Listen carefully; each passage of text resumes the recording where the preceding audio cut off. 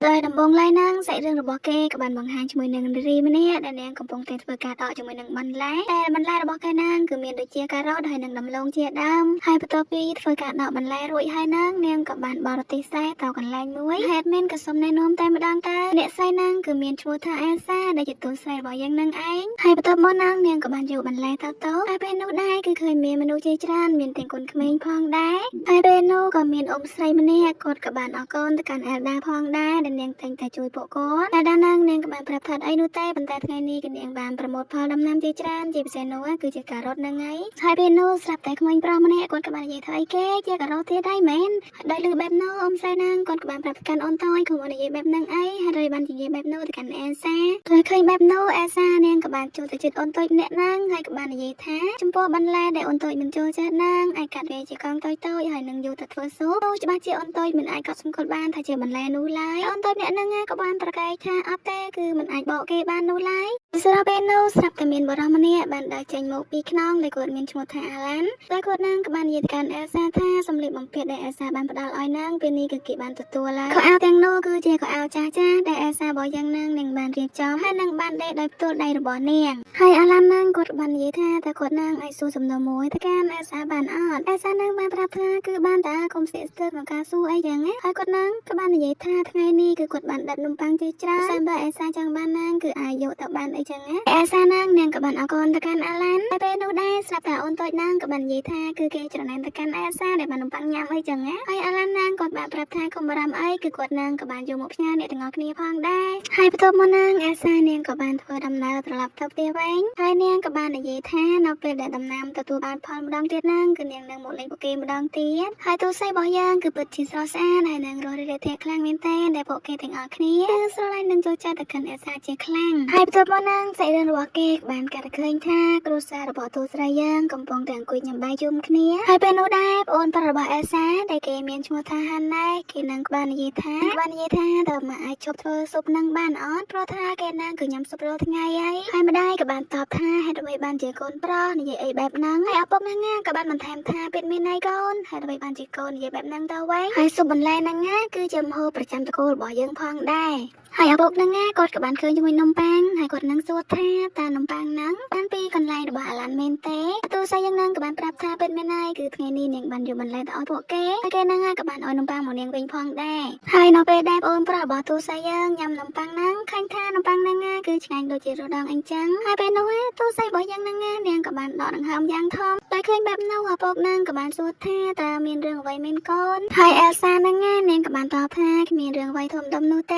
េគ្រាន់តែនាងគិតថាយើងគួរតែញ៉ាំជាមួយនឹងសាច់ខ្លាតែអន្ទាក់រំសាយរបស់នាងហ្នឹងគឺដាក់មិនត្រូវសោះតែម្ដាយហ្នឹងក៏បានតបថាមិនអីទេកូនច្បាស់ជាមានថ្ងៃណាមួយហ្នឹងបានជាមិនខានឡើយហើយបងប្រុសគេហ្នឹងក៏បានតបថាតែឥឡូវនេះឃើញថា5ថ្ងៃយកគ្នាហើយគឺដាក់បានសោះហើយឪពុកហ្នឹងគាត់ក៏បាននិយាយលេងសើចថាគឺមកពីទុនសាយនៅក្នុងទឹកដីរបស់យើងហ្នឹងគឺមានភាពវៃឆ្លាតអីចឹងណាដែលធ្វើឲ្យអ្នកគ្រប់គ្នាហ្នឹងក៏អស់ចំណុចផងដែរតែបន្ទាប់មកហ្នឹងសាច់រឿងក៏បានកាត់ឲ្យឃើញនៅពេលយប់វិញតែឃើញថាពេលយប់គឺពិតជាត្រជាក់ខ្លាំងមែនតែនចំណែកខាងក្រៅវិញគឺមានធ្លាក់ជាមួយនឹងព្រិលថែមទៀតហើយបន្ទាប់មកហ្នឹងទូស័យរបស់យើងនាងក៏បាននឹកឃើញជាមួយនឹងដំណើរសុំរៀបការដែលនាងបានទទួលតែនាងក៏បានឮថាបរិយាដែលស្នើសុំរៀបការហ្នឹងគឺមានអាយុចាស់ប្រហែលជាឪពុករបស់នាងផងដែរហើយពេលព្រឹកក៏បានមកដល់ហើយឃើញថាទូស័យរបស់យើងហ្នឹងនាងកំពុងតែមកស្រោចដំណាំរបស់នាងហើយទូស័យរបស់យើងហ្នឹងគឺឥឡូវនេះគឺនាងមានអាយុ19ឆ្នាំហើយនាងក៏បានគិតបន្តថាពេលនេះគឺដល់ពេលនៅក្នុងការដោះស្រាយហើយនឹងការព្រមទទួលសំណើនៃការរៀបការហើយនៅក្នុងសំណើសុំរៀបការហ្នឹងនៅពេលដែលទូស័យរបស់យើងរៀបការគេនឹងជួយជ្រោមជ្រែងមកកាន់គ្រួសាររបស់នាងហើយបន្ទាប់មកហ្នឹងទូស័យរបស់យើងនាងក៏បានត្រឡប់ទៅផ្ទះវិញហើយនាងបំរុងនឹងនិយមពីរឿងរៀបការហ្នឹងស្រាប់តែឪពុករបស់នាងក៏បាននិយាយកាត់មុនដោយគាត់ក៏បាននិយាយថាគាត់មានរឿងសំខាន់ចង់ពិភាក្សាជាមួយនឹងទូស័យរបស់យើងហើយម្ដាយរបស់នាងក៏បាននិយាយថាគឺកូនប្រុសច្បងរបស់គ្រួសារអភិជននៃគ្រួសាររ៉ូយ៉ាដែលគេនឹងមានឈ្មោះថាជូលីរ៉ូយ៉ាដែលជាទូប្រុសរបស់យើងនឹងហើយបានផ្ដល់ការស្នើសុំរៀបការជាមួយនឹងទូស័យរបស់យើងហើយប្អូនប្រុសរបស់ទូស្រីយើងនឹងគេក៏បានចូលមកទៀបភ្ញាក់ផ្អើលតែម្ដងហើយដោយលើពីត្រកូលគ្រួសាររ៉ូយ៉ាហើយគេនឹងសួរបងស្រីថាតើបងស្រីស្គាល់គ្នាតាំងពីពេលណាដែរស្រីរបស់គេនឹងបានប្រាប់ថាអត់នោះទេគឺនាងមិនដែលស្គាល់គ្នានោះឡើយហើយមិនតែប៉ុណ្ណោះហ្នឹងសំបីតែឈ្មោះហ្នឹងក៏នាងមិនដែលធ្លាប់ឮនោះទេគឺលើកទី1ហើយដែលនាងបានឮឈ្មោះរបស់គាត់ប្អូនប្រុសរបស់គេហ្នឹងក៏បាននិយាយថាបើអត់បងស្រីគាត់ហ្នឹងគឺជាជំនួយការផ្ទាល់ខ្លួនរបស់ព្រះអង្គម្ចាស់នៃព្រះរាជាណាចក្ររបស់យើងគឺព្រះអង្គម្ចាស់អាឡែកស៊ីសហ្នឹងហើយ ដោយគ្រាន់តែទោះស្អីរបស់យើងលើថាជំនួយការរបស់ព្រះអង្គម្ចាស់ Alexis ហើយហ្នឹងណាធ្វើឲ្យនាងគឺមានសញ្ញាសួរពេញហ្នឹងតែម្ដងហើយហេតុអ្វីបានជានាងមិនដែលស្គាល់គាត់បែបនេះហើយឪពុករបស់នាងក៏បាននិយាយថាវាមិនមែនជារឿងគួរឲ្យភ្ញាក់ផ្អើលនោះទេដែល Elsa ហ្នឹងណាមិនស្គាល់គាត់ថាគ្រួសាររបស់គាត់ហ្នឹងគឺមិនមែនជាគ្រួសារអភិជនបែបហ្នឹងហើយគឺគ្មានសមត្ថភាពគ្រប់គ្រាន់នៅក្នុងការបង្ហាញមុខនៅក្នុងសង្គមនោះឡើយហើយក៏បានសួរបន្តថាចង់លក្ខណៈពេលពិពាតើមានអ្វីខ្លះឪពុកហ្នឹងក៏បានតបថាចំពោះលក្ខណៈពេលពិពាគឺមិនមានអ្វីជាបញ្ហានោះទេហើយធ្វើឲ្យប្អូនប្រុសរបស់ទូស័យយើងគឺចាប់ផ្ដើមឆ្ងល់ទៀតហើយថាវាមិនអាចតរួចនោះទេព្រោះថាគ្រួសាររបស់គេគឺជាគ្រួសារមួយដែលមិនមែនជាតកូលអភិជនហើយមួយវិញទៀតហ្នឹងណាការងាររបស់គេគឺគ្រាន់តែធ្វើកសិកម្មដំណាំដាំដុះគ្រប់ធនជាតិតែប៉ុណ្ណោះហើយការផ្ដល់សំណើរៀបអាពាហ៍ពិពាហ៍បែបនេះច្បាស់ណាស់ជារឿងមួយដែលចម្លែកហើយនឹងមានផែនការអ្វីមួយក្រុងទុកជាមិនខានឡើយហើយឪពុកហ្នឹងគាត់ក៏បាននិយាយថាគឺឆ្ងាយពីការក្រុងតគឺគាត់ហ្នឹងកំពុងផ្ដល់ជំនួយដើម្បីពង្រឹងសុខភាពនៃទឹកដីរបស់យើងហើយនឹងការជួសជុលអគារហើយឪពុកហ្នឹងគាត់ក៏បានបន្តថានៅពេលដែលមន្ត្រីក្រុមអូវ៉ាតបានចុះមកត្រួតពិនិត្យនៅលើទឹកដីនេះពួកគាត់គឺពិតជាមានការភ្ញាក់ផ្អើលខ្លាំងមែនទែនតែហណៃលឺហើយគេដូចជាមិនទុកចិត្តដដែលតែពេលនោះដែរអេសានាងនាងក៏បានប្រាប់ថាប៉ាម៉ាក់ប្អូនប្រុសគឺនាងនឹងរៀបការជាមួយនឹងគាត់តែធ្វើឲ្យប៉ាម៉ាក់ហើយនឹងប្អូនប្រុសនាងគឺពិតជាភ្ញាក់ផ្អើលខ្លាំងមែនទែនហើយម្ដាយរបស់គេនាងក៏បាននិយាយថាតើកូនសម្រាប់ចិត្តច្បាស់ហើយឬនៅក្រែងលោកកូនចង់ស្វែងរកសុភមង្គលជាមួយនឹងមនុស្សដែលកូនស្រឡាញ់ត្រូវអត់តែប្អូនប្រុសរបស់គេក៏បាននិយាយថាពិតមានន័យបងស្រីបងរៀបការភ្លាមជាមួយនឹងបរិយាដែលបងមិនស្គាល់បែបនេះគឺមិនល្អនោះឡើយហើយអេសានាងនាងក៏បានតបថាគឺគាត់បានប្រាប់ព្រឹត្តហើយនឹងស្នើសុំរៀបការដោយគ្មានលក្ខខណ្ឌបែបនេះគឺនាងដឹងច្បាស់ថាច្បាស់ជាគាត់នឹងជាមនុស្សល្អជាមិនខាននោះឡើយហើយអ្វីដែលសំខាន់ណាស់ឲ្យតែគ្រួសាររបស់នាងអាចមានសុភមង្គលនោះគឺនាងនឹងព្រមដោយគ្មានលក្ខខណ្ឌទោះបីជានាងជួបរឿងអ្វីក៏ដោយគឺនាងនៅតែអាចស៊ូទ្រាំបានដើម្បីគ្រួសារដូច្នេះហើយនឹងគឺនាងនឹងព្រមទទួលសំណើរៀបការជាមួយនឹងព្រះអង្គម្ចាស់ជូលីជាផ្លូវការហើយថ្ងៃរៀបការក៏បានចូលមកដល់ហើយឃើញថាអេសារបស់យើងគឺនាងពិតជាស្រស់ស្អាតខ្លាំងមែនទែនហើយនៅពេលនេះគឺនាងកំពុងតែចូលរងចាំជាមួយនឹងកូនកំឡោះរបស់នាងប៉ុន្តែគឺនាងមិននឹកស្មានដល់ថាថ្ងៃរៀបការរបស់នាងនឹងមកដល់ហើយនឹងបានរៀបការជាមួយនឹងមនុស្សដែលនាងមិនដែលជួបមុខសម្បីតែម្ដងហើយកំពុងតែគិតនឹងស្រាប់តែទ្វារក៏បានបើកឡើងហើយគឺឮសំឡេងមនុស្សម្នាក់ដែលបាននិយាយសុំទោសចំពោះការយឺតយ៉ាវនៅក្នុងការណែនាំខ្លួនដែលគេនឹងគឺជាទូប្រុសហើយនឹងជាកូនកំឡោះរបស់ទូស័យយើងហ្នឹងហើយគេក៏បានដើរសម្ដៅតារកនាងហើយក៏បានណែនាំខ្លួនជាផ្លូវការតែម្ដងថាគេគឺមានឈ្មោះថាយូលីរ៉ូយ៉ាប៉ុន្តែប៉ុណ្ណោះណាគេក៏បានចាប់ទាញដៃទូស័យរបស់យើងផងដែរហើយក៏បាននិយាយថាអរគុណចំពោះការទទួលសំណើរៀបការរបស់គេហើយគេនឹងក៏បានទាញដៃទូស័យយើងនឹងទៅធ្វើផងដែរនិយាយទៅចូលមុខគ្នាព្រាមនឹងគេថាស្វីតយកហ្មងតែអេសានាងក៏បានតបទៅវិញថាគឺនាងពិតជារីករាយខ្លាំងណាស់ដែលបានស្គាល់អ្នកព្រះម្ចាស់យូលីហើយនាងក៏បានណែនាំខ្លួនជាផ្លូវការទៅវិញថានាងមានឈ្មោះថាអេសាយូការ៉ៃណែនហើយពួកគេទាំងពីរនឹងគឺបានសម្លឹងមើលមុខគ្នាថែមទៀតនិយាយទៅគឺថាជួបគ្នាភ្លាមគឺថាពីងយកហ្មងហើយទូប្រុសរបស់យើងនឹងគេក៏បានប្រាប់ថាពេលនេះក៏ដល់ពេលត្រូវចេញទៅក្រៅហើយគេនឹងក៏បានចាប់អបចកេះទូស័យរបស់យើងទៀតហើយក៏បានដើរចាក់ចេញទៅប៉ុន្តែគឺថាលួចមើលមុខកូនស្រីគេរហូតយ៉ាប់ហ្មងហើយនៅពេលនេះឃើញថាទូប្រុសរបស់យើងណាគេបានពាក់ចិញ្ចៀនឲ្យទៅកាន់អេសារបស់យើងហើយមួយវិញទៀតនោះឃើញថាភ្ញៀវដែលចូលរួមនៅក្នុងកម្មវិធីហ្នឹងគឺច្រើនកកខ្លាំងមែនទែនចំណែកអេសារបស់យើងពេលនេះនាងកំពុងតែឈរសេចក្ដីគិតតែម្នាក់ឯងដោយនាងគិតថាកូនកំឡោះរបស់នាងគឺពិតអស្ចារ្យខ្លាំងណាស់ហើយមួយវិញទៀតនោះពិធីវែងគឺបានរៀបចំយ៉ាងល្អប្រណិតផងដែរហើយនាងហ្នឹងក៏បានគិតថាប្រហែលជានាងត្រូវបានគេបោកប្រាស់ពិតមែនហើយពេលនោះដែរទូប្រុសរបស់យើងហ្នឹងគេក៏បានហៅអេសាហើយគាត់ហ្នឹងក៏បានសួរទៅកាន់អេសាថាអេសាហត់នឿយដែរអត់អេសាឆ្លើយថាអត់នោះទេហើយទូប្រុសរបស់យើងហ្នឹងក៏បានបន្តថាគាត់ធ្លាប់បានឮថាអេសាគឺចូលចិត្តនៅក្នុងការធ្វើសួនបែបនេះហើយហ្នឹងទៅគាត់បានប្រៀបចំពិធីរៀបការហ្នឹងនៅក្នុងសួនច្បារបែបនេះអេសាឮហើយហ្នឹងនាងក៏បានគិតថាថៃសួនប្រហែលជាការដាំដំណាំហ្នឹងហើយដែលគាត់មានន័យថាថៃសួននោះអេសាហ្នឹងនាងក៏បានអរគុណទៅកាន់ទូប្រុសរបស់យើងដែលបានគិតគូរទៅដល់រូបនាងហើយអេសាហ្នឹងនាងក៏បានក៏លេចមើលជុំវិញខ្លួនរបស់នាងឃើញថាមានមនុស្សជាច្រើនហើយនឹងជាត្រកូលអភិជនផងដែរ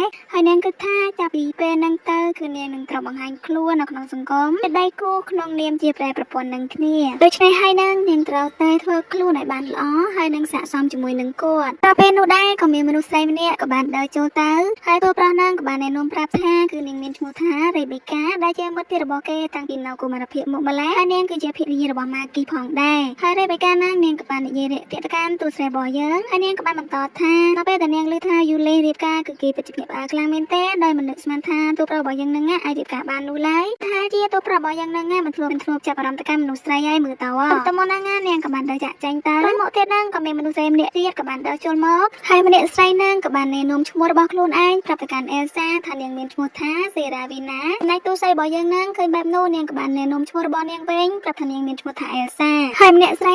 ក៏បាននិយាយថាតួស្រីរបស់យើងពិតជាល្ងងខ្លាំងណាស់គឺល្ងងលើពីការរំពឹងទុករបស់គេដោយតួប្រុសរបស់យើងឮហើយក៏បានប្រាប់ទៅកាន់សេរ៉ាវីណាកុំឲ្យនិយាយបែបហ្នឹងអីនិយាយតែគេថាគេការពារទៅកាន់កូនក្រមុំរបស់គេហ៎ឮបែបនោះហើយសេរ៉ាវីណានាងក៏បានដើរចាក់ចែងហើយពេលនោះដែរឪពុកម្ដាយរបស់តួស្រីយើងគាត់ក៏បានដើរចូលមកដោយគាត់ក៏បានសរសើរទៅកាន់កូនស្រីរបស់គាត់ថាថ្ងៃនេះកូនស្រីរបស់គាត់គឺពិតជាស្រស់ស្អាតខ្លាំងណាស់ហើយគាត់ទាំងពីរក៏បានអរគុណទៅកាន់តួប្រុសរបស់យើងដែលបានរៀបចំពិធីយ៉ាងស្រស់ស្អាតបែបនេះហើយតួប្រុសរបស់យើងក៏បានតបថាគេក៏រីករាយផងដែរដែលបានលើកបែបនេះដែលអ្នកទាំងពីរចូលចិត្តហើយនឹងពេញចិត្តទៅកាន់ការរៀបចំពិធីមួយនឹងហើយនៅពេលនេះកម្មវិធីក៏ត្រូវបានចប់រួចរាល់អេសានាងក៏បានចូលទៅក្នុងផ្ទះរបស់តួប្រុសយើងហើយនៅពេលដែលទៅដល់ឃើញថាអ្នកបម្រើគឺបានចូលរងចាំស្វាគមន៍តួស្រីរបស់យើងយ៉ាងច្រើនហើយក៏បានបម្រើទៅកាន់តួស្រីរបស់យើងយ៉ាងយកចិត្តទុកដាក់ផងដែរចំណែកអេសារបស់យើងពេលនេះអារម្មណ៍របស់នាងប្រៀបដូចជាការយល់សុបិនមួយអញ្ចឹងហើយនាងដើរបណ្ដើរនឹងគិតបណ្ដើរពេលនោះដែរតួប្រុសរបស់យើងគេក៏បានហៅទៅកាន់អេសាគេគឺបានប្រាប់ថាគេមានរឿងខ្លាំងចង់និយាយប្រាប់ទៅកាន់អេសាចំណែកអេសារបស់យើងស្ដាប់សំឡេងហើយនឹងទឹកមុខរបស់គេដូចជាមនុស្សពីរផ្សេងគ្នាដែលនៅក្នុងកម្មវិធីអញ្ចឹងដែលធ្វើឲ្យអេសានាងក៏មានភាពភ័យខ្លាចបន្តិចផងដែរហើយយូលីគេក៏បាននិយាយយ៉ាងមុខមាំតែម្ដងហើយគេបាននិយាយថាគឺគេបានរៀបការជាមួយនឹងនាងពិតមែនតែគេគ្មានចេតនានឹងស្រឡាញ់នាងឡើយហើយគេក៏បានដាក់លក្ខខណ្ឌជាមួយនឹងតួស្រីរបស់យើងផងដែរដោយលក្ខខណ្ឌរបស់គេគឺមាន3ទី1អេសាត្រូវតែរៀបចំខ្លួនកិរិយាមាយាទអីឲ្យស័ក្តិសមហើយនឹងសមរម្យទី2នាងមិនត្រូវលូកដៃចូលនៅក្នុងរឿងផ្ទាល់ខ្លួនរបស់គេឡើយទី3ចំពោះមុខអ្នកដទៃត្រូវសម្ដែងធ្វើជាប្តីប្រពន្ធដែលមានភាពស្និទ្ធស្នាលហើយនឹងផ្អែមល្ហែមនឹងគ្នាហើយគេក៏បានប្រាប់ពីមូលហេតុដែលគេបានស្នើសុំតួស្រីរបស់យើងរៀបការផងដែរគេដែលថាគេយល់ឃើញថាការរៀបការរវាងគ្រួសារការរ៉ៃណានជាមួយនឹងគ្រួសាររ៉ូយ៉ានឹងផ្ដល់ផលប្រយោជន៍ចំពោះប្រទេសជាតិហើយមួយវិញទៀតនោះនាងរៀបការគឺដើម្បីផលប្រយោជន៍គ្រួសាររបស់នាងផងដែរត្រូវអត់ហើយពួកគេទាំងពីរគឺរៀបការដើម្បីផលប្រយោជន៍រៀងខ្លួនដូច្នេះហើយការរៀបការនេះគឺរៀបការដើម្បីផលប្រយោជន៍មិនមែនជាក្តីស្រឡាញ់នឹងគ្នានោះឡើយនិយាយហើយគេក៏បានដើរចាក់ចែងគេធ្វើចរិតគេឡើងខ្មើតហ្មងតែតួស្រីរបស់យើងក៏មិនធម្មតាដែរនាងក៏បាននិយាយថាពិតមែនហើយគឺនាងរៀបការគឺដើម្បីគ្រួសាររបស់នាងហើយបើការរៀបការនេះដើម្បីផលប្រយោជន៍ទាំងសងខាងនាងក៏បានធូរចិត្តផងដែរកុំឲ្យនាងមានអារម្មណ៍ថានាងជាបន្ទុករបស់គេតែម្ខាងអីចឹងតួស្រីរបស់យើងនាងក៏បានបន្តថាគឺនាងរីករាយនឹងសហការនៅក្នុងកិច្ចការហើយនឹងលក្ខខណ្ឌមួយហើយតួស្រីរបស់យើងនាងក៏បានលើកដៃដើម្បីចាប់សហការគ្នាអីចឹងតែមានណាតួប្រុសរបស់យើងគេដើរតបបានកាត់ខាត់អីចឹងនិយាយតែខ្មើសាហាវហ្មងតែធ្វើឲ្យអេសារបស់យើងគឺនាងពិតជាភ្ញាក់ផ្អើលជាមួយនឹងចរិតរបស់គេហ្មងហើយបន្ទាប់មកតួស្រីរបស់យើងនាងក៏បានដើរបណ្ដើរហើយនឹងគិតបណ្ដើរការដែលព្យាយាមស្រឡាញ់នរណាម្នាក់ដែលបានជួបភ្លាមគឺជារឿងមួយដែលពិបាកតែនាងក៏សង្ឃឹមថាពួកគេទាំងពីរនឹងអាចក្លាយទៅជាទំនាក់ទំនងមិត្តភាពមួយដែលល្អទៅចោលប៉ុន្តែអ្វីដែលរីករាយនៅពេលនេះគឺនាងបានដឹងអំពីហេតុផលដែលគេនឹងបានស្នើសុំនាងរៀបការដោយគាត់បាននិយាយដោយស្មោះត្រង់ហើយនឹងគ្មានការលាក់បាំងបន្ទាប់មកអ្នកបម្រើក៏បានជូននាងមកដល់បន្ទប់ហើយនៅពេលចូលទៅដល់ក្នុងបន្ទប់ឃើញថាបន្ទប់គឺពិតជាធំទូលាយខ្លាំងមែនទែនហើយក៏បានរៀបចំបានយ៉ាងស្អាតផងដែរហើយមិនតែប៉ុណ្ណោះថែមទាំងមានអាហារសម្រន់សម្រាប់នាងនៅក្នុងបន្ទប់ផងដែរហើយបន្ទាប់មកអេសានាងក៏បានដើរទៅបើកជាមួយនឹងប្រអប់មួយហើយប្រអប់នោះគឺជាប្រអប់ដែលពូម្ដាយរបស់នាងបានរៀបចំទុកឲ្យនាងហើយជាប្រអប់តន្ត្រីសម្រាប់នាងអបអរហើយនឹងចំនៅក្នុងពិធីរៀបការរបស់នាងអីចឹងហើយយើងងាកមកចាប់អារម្មណ៍ជាមួយនឹងតួប្រុសរបស់យើងវិញពេលនេះគេកំពុងតែឈូសញ្ជឹងកើហើយនឹងសម្លឹងទៅកាន់ចិញ្ចៀនរបស់គេហើយសាច់រឿងក៏បានស្រមៃឲ្យយើងឃើញជាមួយនឹងបុរសម្នាក់គេក៏មិនបានបញ្ជាក់ប្រាប់ថាជានរណានោះឡើយដោយគាត់ក៏បាននិយាយទៅកាន់តួប្រុសរបស់យើងថាតើតួប្រុសអាចរៀបការជាមួយនឹងអេសាអ៊ីការ៉េណែនបានដែរឬអត់គាត់ក៏បានរៀបរាប់បន្តថា កាលពី100ឆ្នាំមុននគរអ៊ីការ៉ៃណែនដែលត្រូវបានដឹកនាំដោយរដ្ឋាភិបាលអាក្រក់មួយបានធ្វើការវាយប្រហារមកលើនគររលហើយត្រូវបាននគររលវាយបកទៅវិញហើយដើម្បីជាប្រយោជន៍ដល់សន្តិភាពព្រះនាងនៃត្រកូលអ៊ីការ៉ៃណែនត្រូវបានថ្វាយទៅនគររលធ្វើជាស្រីស្នំហើយកូនចៅចំនួនក្រោយរបស់ពួកគេគឺជាក្រុមគ្រួសារអភិជនអ៊ីការ៉ៃណែននាពេលបច្ចុប្បន្ននឹងហើយថ្មីនេះកូនស្រីច្បងរបស់គេគឺឈានដល់វ័យមួយដែលអាចរៀបការបានហើយក៏អាចជារឿងមួយដែលតរួចផងដែរដែលក្រុមក្បត់នៅនគររបស់យើងគឺបានដាក់គោលដៅហើយនឹងសម្លឹងទៅលើរូបនាងហើយគាត់គឺចង់នាំនាងមកនៅទីនេះមុនពេលដែលពួកបោះទាំងអស់នោះមានឱកាសនៅក្នុងការប្រើប្រាស់នាងធ្វើជាប្រយោជន៍ហើយតាមពិតទៅនឹងគាត់គួរតែយកនាងមកធ្វើជាប្រពន្ធទី2របស់គាត់ប៉ុន្តែគាត់មិនអាចធ្វើបាននោះឡើយព្រោះគាត់មិនអាចស្រឡាញ់អ្នកណាក្រៅពីប្រពន្ធរបស់គាត់ឡើយនិយាយទៅជាបរិសុទ្ធស្មោះស្នេហ៍អីចឹងហើយនឹងគឺគាត់សុំពឹងពាក់តួប្រុសរបស់យើងហ្នឹងឲ្យជួយគាត់អីចឹងហើយតួប្រុសរបស់យើងស្ដាប់ហើយហ្នឹងគាត់ក៏បានយល់ព្រមប៉ុន្តែត្រកូលតួស្រីរបស់យើងគឺមិនដែលបង្ហាញមុខមាត់នៅក្នុងសង្គមនោះឡើយបែបនេះហើយហ្នឹងគឺធ្វើឲ្យពិបាកនៅក្នុងការតាមរកព័ត៌មានដែលទាក់ទងជាមួយនឹងតួស្រីរបស់យើងថានាងគឺមានអត្តចរិតហើយនឹងជាមនុស្សបែបណានោះឡើយហើយសាច់រឿងក៏បានកាត់ឲ្យឃើញនៅពេលបច្ចុប្បន្នវិញពេលនេះតួប្រុសរបស់យើងហ្នឹងកំពុងតែឈរគិតថាតើតួស្រីរបស់យើងហ្នឹងជាមនុស្សស្រីបែបណាអីចឹងតែនៅពេលដែលគេបានជួបនាងគឺមានអារម្មណ៍ថាមិនដូចអ្វីដែលគេគិតនោះឡើយទោះជាយ៉ាងណាគឺគាត់មិនទាន់ដឹងនៅឡើយថានាងមានអត្តចរិតបែបណាឲ្យពិតប្រាកដនោះហើយសាច់រឿងក៏បានកាត់ឲ្យឃើញជាមួយនឹងបរិសម្នាក់ដោយគេគឺរវល់ការងារខ្លាំងពេកក៏បានខកខាននៅក្នុងការចូលរួមពិធីមង្គលការតួប្រុសតួស្រីរបស់យើងហើយគេនឹងក៏បានសួរទៅកាន់សេរាវីណាថាតើកូនក្រមុំនឹងមានលក្ខណៈបែបម៉េចហើយសេរាវីណានឹងក៏បាននិយាយថានាងគឺជាមនុស្សដែលសាមញ្ញខ្លាំងណាស់ហើយនាងគឺជាមនុស្សស្រីដែលគ្មានចំណុចអ្វីដែលគួរឲ្យចាប់អារម្មណ៍ទាល់តែសោះហើយនាងក៏បានបន្តថាហេតុអ្វីបានជាតួប្រុសរបស់យើងនឹងតរៀបការជាមួយនឹងមនុស្សស្រីអីបែបហ្នឹងហើយបរិមអ្នកនឹងក៏បានប្រាប់ថាមិនអីនោះទេគេនឹងទន្ទឹងរង់ចាំជួបជាមួយនឹងតួស្រីរបស់យើងឆាប់ហ្នឹងសាច់រឿងក៏បានកាត់ឲ្យឃើញថាមានក្មេងប្រុសម្នាក់កំពុងតែអង្គុយម្នាក់ឯងតែអារម្មណ៍របស់គេនៅពេលនេះមានអារម្មណ៍ថាស្អប់ការរស់នៅក្នុងផ្ទះរបស់គេខ្លាំងមែនទែនជាមួយនឹងភាពឯកាតែម្នាក់ឯងហើយនៅពេលដែលគេបានដើរចេញមកក្រៅស្រាប់តែបានឮជាមួយនឹងសំឡេងនិយាយគ្នានិយាយអំពីរឿងរ៉ាវដៃគូជីវិតដែលការរស់នៅមិនចុះសម្រុងនឹងគ្នារវាងជនទី3រៀងខ្លួនដែលធ្វើឲ្យក្មេងប្រុសម្នាក់ហ្នឹងគឺពិតជាពិបាកទទួលខ្លាំងមែនទែនព្រោះថាអ្នកដែលកំពុងនិយាយហ្នឹងគឺជាឪពុកម្ដាយរបស់គេហើយទាំងអស់នេះគឺជាការយល់សប្តិរបស់តួប្រុសរបស់យើងតែជារឿងរ៉ាវរបស់គេកាលនៅពីក្មេងតែរឿងរ៉ាវទាំងអស់នេះនៅតែដិតតាមហើយនឹងដកជុំនៅក្នុងអារម្មណ៍របស់គេព្រោះគេហ្នឹងគឺពិតជាពិបាកចិត្តខ្លាំងមែនទែនហើយបន្ទាប់មកហ្នឹងសាច់រឿងក៏បានកាត់ឲ្យឃើញជាមួយនឹងអេសារបស់យើងឃើញថាការរៀបការរបស់នាងគឺបាន1ខែហើយពេលនេះឃើញថានាងកំពុងតែបេះជាមួយនឹងផ្លែសណ្តែកដីរបស់នាងហើយនេះក៏ជាលើកដំបូងផងដែរក្នុងការប្រមូលផលរបស់វាដោយនាងបេះបណ្ដើហើយនឹងគិតបណ្ដើអំពីការរៀបការរបស់នាងជាមួយនឹងតួប្រុសរបស់យើងដែលនាងគឺមានការភ្ញាក់ផ្អើលជាមួយនឹងតួប្រុសរបស់យើងដែលគេមានចិត្តល្អទៅកាន់នាងហើយយើងងាកមកចាប់អារម្មណ៍ជួយនឹងបន្លែរបស់នាងពេលនេះនាងបេះបានមួយកញ្ច្រែងហើយនាងក៏បានដើរយកទៅឲ្យចង់ផៅហើយបន្ទាប់មកហ្នឹងអាសារបស់យើងហ្នឹងនាងក៏បានមកអង្គុយដេកសម្លៀកបំពាក់ជាមួយនឹងអ្នកបម្រើរបស់នាងហើយនាងមិនបានប្រកាន់ខ្លួននោះឡើយហើយអ្នកបម្រើហ្នឹងក៏បានសរសើរទៅកាន់តួស្រីរបស់យើងផងដែរថានាងពិតជាមានជំនាញខ្លាំងណាស់ហើយបន្ទាប់មកហ្នឹងក៏ដល់ពេលត្រូវញ៉ាំបាយហើយឃើញថាម្ហូបនៅលើតុហ្នឹងគឺពិតជាមានច្រើនខ្លាំងមែនទែនហើយដល់ពេលនោះដែរតួប្រុសរបស់យើងហ្នឹងគេក៏បានដើរចូលមកហើយដល់ពេលគេអង្គុយចុះហ្នឹងគេមានអារម្មណ៍ថាតួស្រីរបស់យើងហ្នឹងបានសម្លឹងមើលមុខគេរហូតដែលធ្វើឲ្យគេហ្នឹងមានអារម្មណ៍ថាពីធម្មតាអីចឹងហើយមិនតែប៉ុណ្ណោះហ្នឹងថែមទាំងគិតថាអេសារបស់យើងហ្នឹងចង់ដាក់ថ្នាំបំពុលទៅលើម្ហូបឬក៏មានគំនិតអ្វីមួយទៅលើគាត់អីចឹងហើយគាត់ហ្នឹងក៏សង្កេតឃើញថាអេសាហ្នឹងគឺមានទំនាក់ទំនងល្អជាមួយនឹងអ្នកបម្រើគឺប្រៀបដូចជាមិត្តភក្តិដែលនៅក្នុងផ្ទះអញ្ចឹងហើយគាត់ក៏បានគិតថាមិនគួរឲ្យទុកចិត្តតួស្រីសោះឡើយហើយនៅពេលដែលតួប្រុសរបស់យើងចេញទៅផុតហ្នឹងអេសាសង្កេតឃើញថាគឺគាត់មិនបានញ៉ាំម្ហូបដែលនាងបានរៀបចំឲ្យសោះដែលមានជាមួយនឹងបន្លែដែលនាងបានដាំថាដូចជាគាត់នឹងគឺមិនចូលចិត្តញ៉ាំជាមួយនឹងបន្លែអីចឹងហើយអ្នកបម្រើនឹងក៏បាននិយាយថាព្រះអម្ចាស់យូលីគឺគាត់តែងតែមានម្ហូបជាច្រើនដែលមិនចូលចិត្តហើយក៏មិនដែលងាយនឹងសាកល្បងញ៉ាំវាឡើយ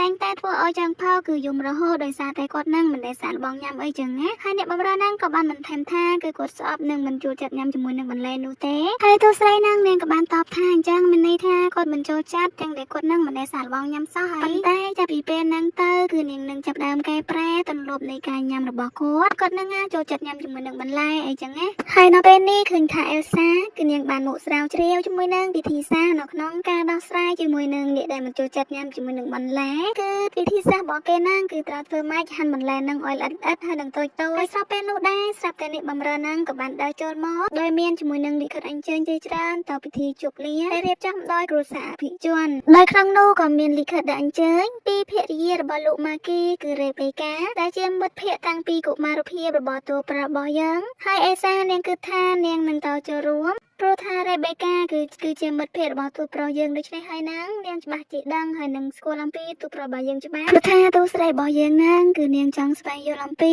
ស្វាមីរបស់គេ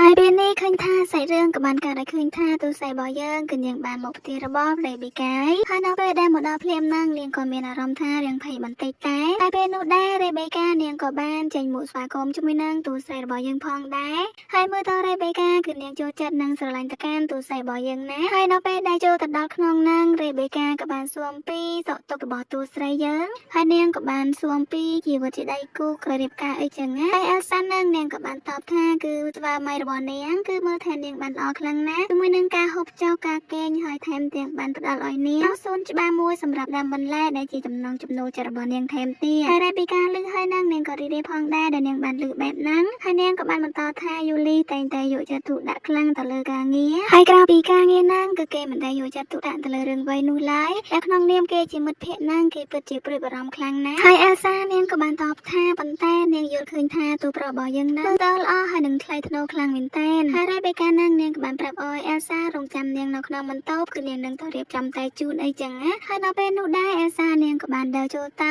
ហើយឃើញមានមនុស្សជាច្រើនហើយអេលសានាងក៏បាននិយាយសួស្ដីទៅកាន់ពួកគេហើយពួកគេនាងក៏បាននិយាយស្វាគមន៍ហើយនឹងសួស្ដីមកកាន់អេលសាវិញដូចគ្នាហើយស្រាប់ពេលនោះដែរឃើញថាសេរ៉ាវីណានាងក៏នៅទីនោះផងដែរហើយសេរ៉ាវីណានាងក៏បាននិយាយទៅកាន់ទូស្រីយើងថាគឺនាងពិតជាមានការភ្ញាក់ផ្អើលខ្លាំងមែនទែនដែលឮដំណឹងថាទូប្រុសរបស់យើងនឹងរៀបការអីចឹងណាហើយនាងក៏បានបន្តថាទូប្រុសគឺមានភាពរួសរាយរាក់ទាក់ណាស់ជាមួយនឹងនាងហើយអលសានាងក៏បាននិយាយថាអញ្ចឹងមានន័យថាសេរ៉ាវីណាណាក៏ជាមិត្តភក្តិជាមួយនឹងទូប្រុសរបស់យើងដែរមែនអញ្ចឹងនាងគឺសប្បាយចិត្តខ្លាំងណាស់អញ្ចឹងនាងអាចដឹងហើយនឹងយល់ដឹងអំពីទូប្រុសរបស់យើងតាមរយៈសេរ៉ាវីណាអីចឹងណាហើយសេរ៉ាវីណាណាគេក៏បាននិយាយថានៅពេលដែលគេនឹងបានជួបជាមួយនឹងទូប្រុសរបស់យើងកាលពី2-3ឆ្នាំមុនណាថាទូប្រុសរបស់យើងហ្នឹងក៏បានថេកឃាគេមើលថាគេបានល្អខ្លាំងណាស់ហើយគាត់ហ្នឹងជាមនុស្សដែលពូកែនិយាយខ្លាំងមែនតែនហើយមិនតែប៉ុណ្ណោះណាគាត់ហ្នឹងបានផ្ដំណយមកកាន់នាងផងដែរហើយនៅពេលដែលនាងនៅជាមួយគាត់ហ្នឹងគឺនាងពិតជាសប្បាយរីករាយខ្លាំងមែនតែនហើយគាត់ហ្នឹងគឺជាសុភាពបុរសដ៏គួរឲ្យស្រឡាញ់ដែលមានចិត្តសប្បុរសនិងចិត្តល្អចំពោះស្ត្រីគ្រប់រូប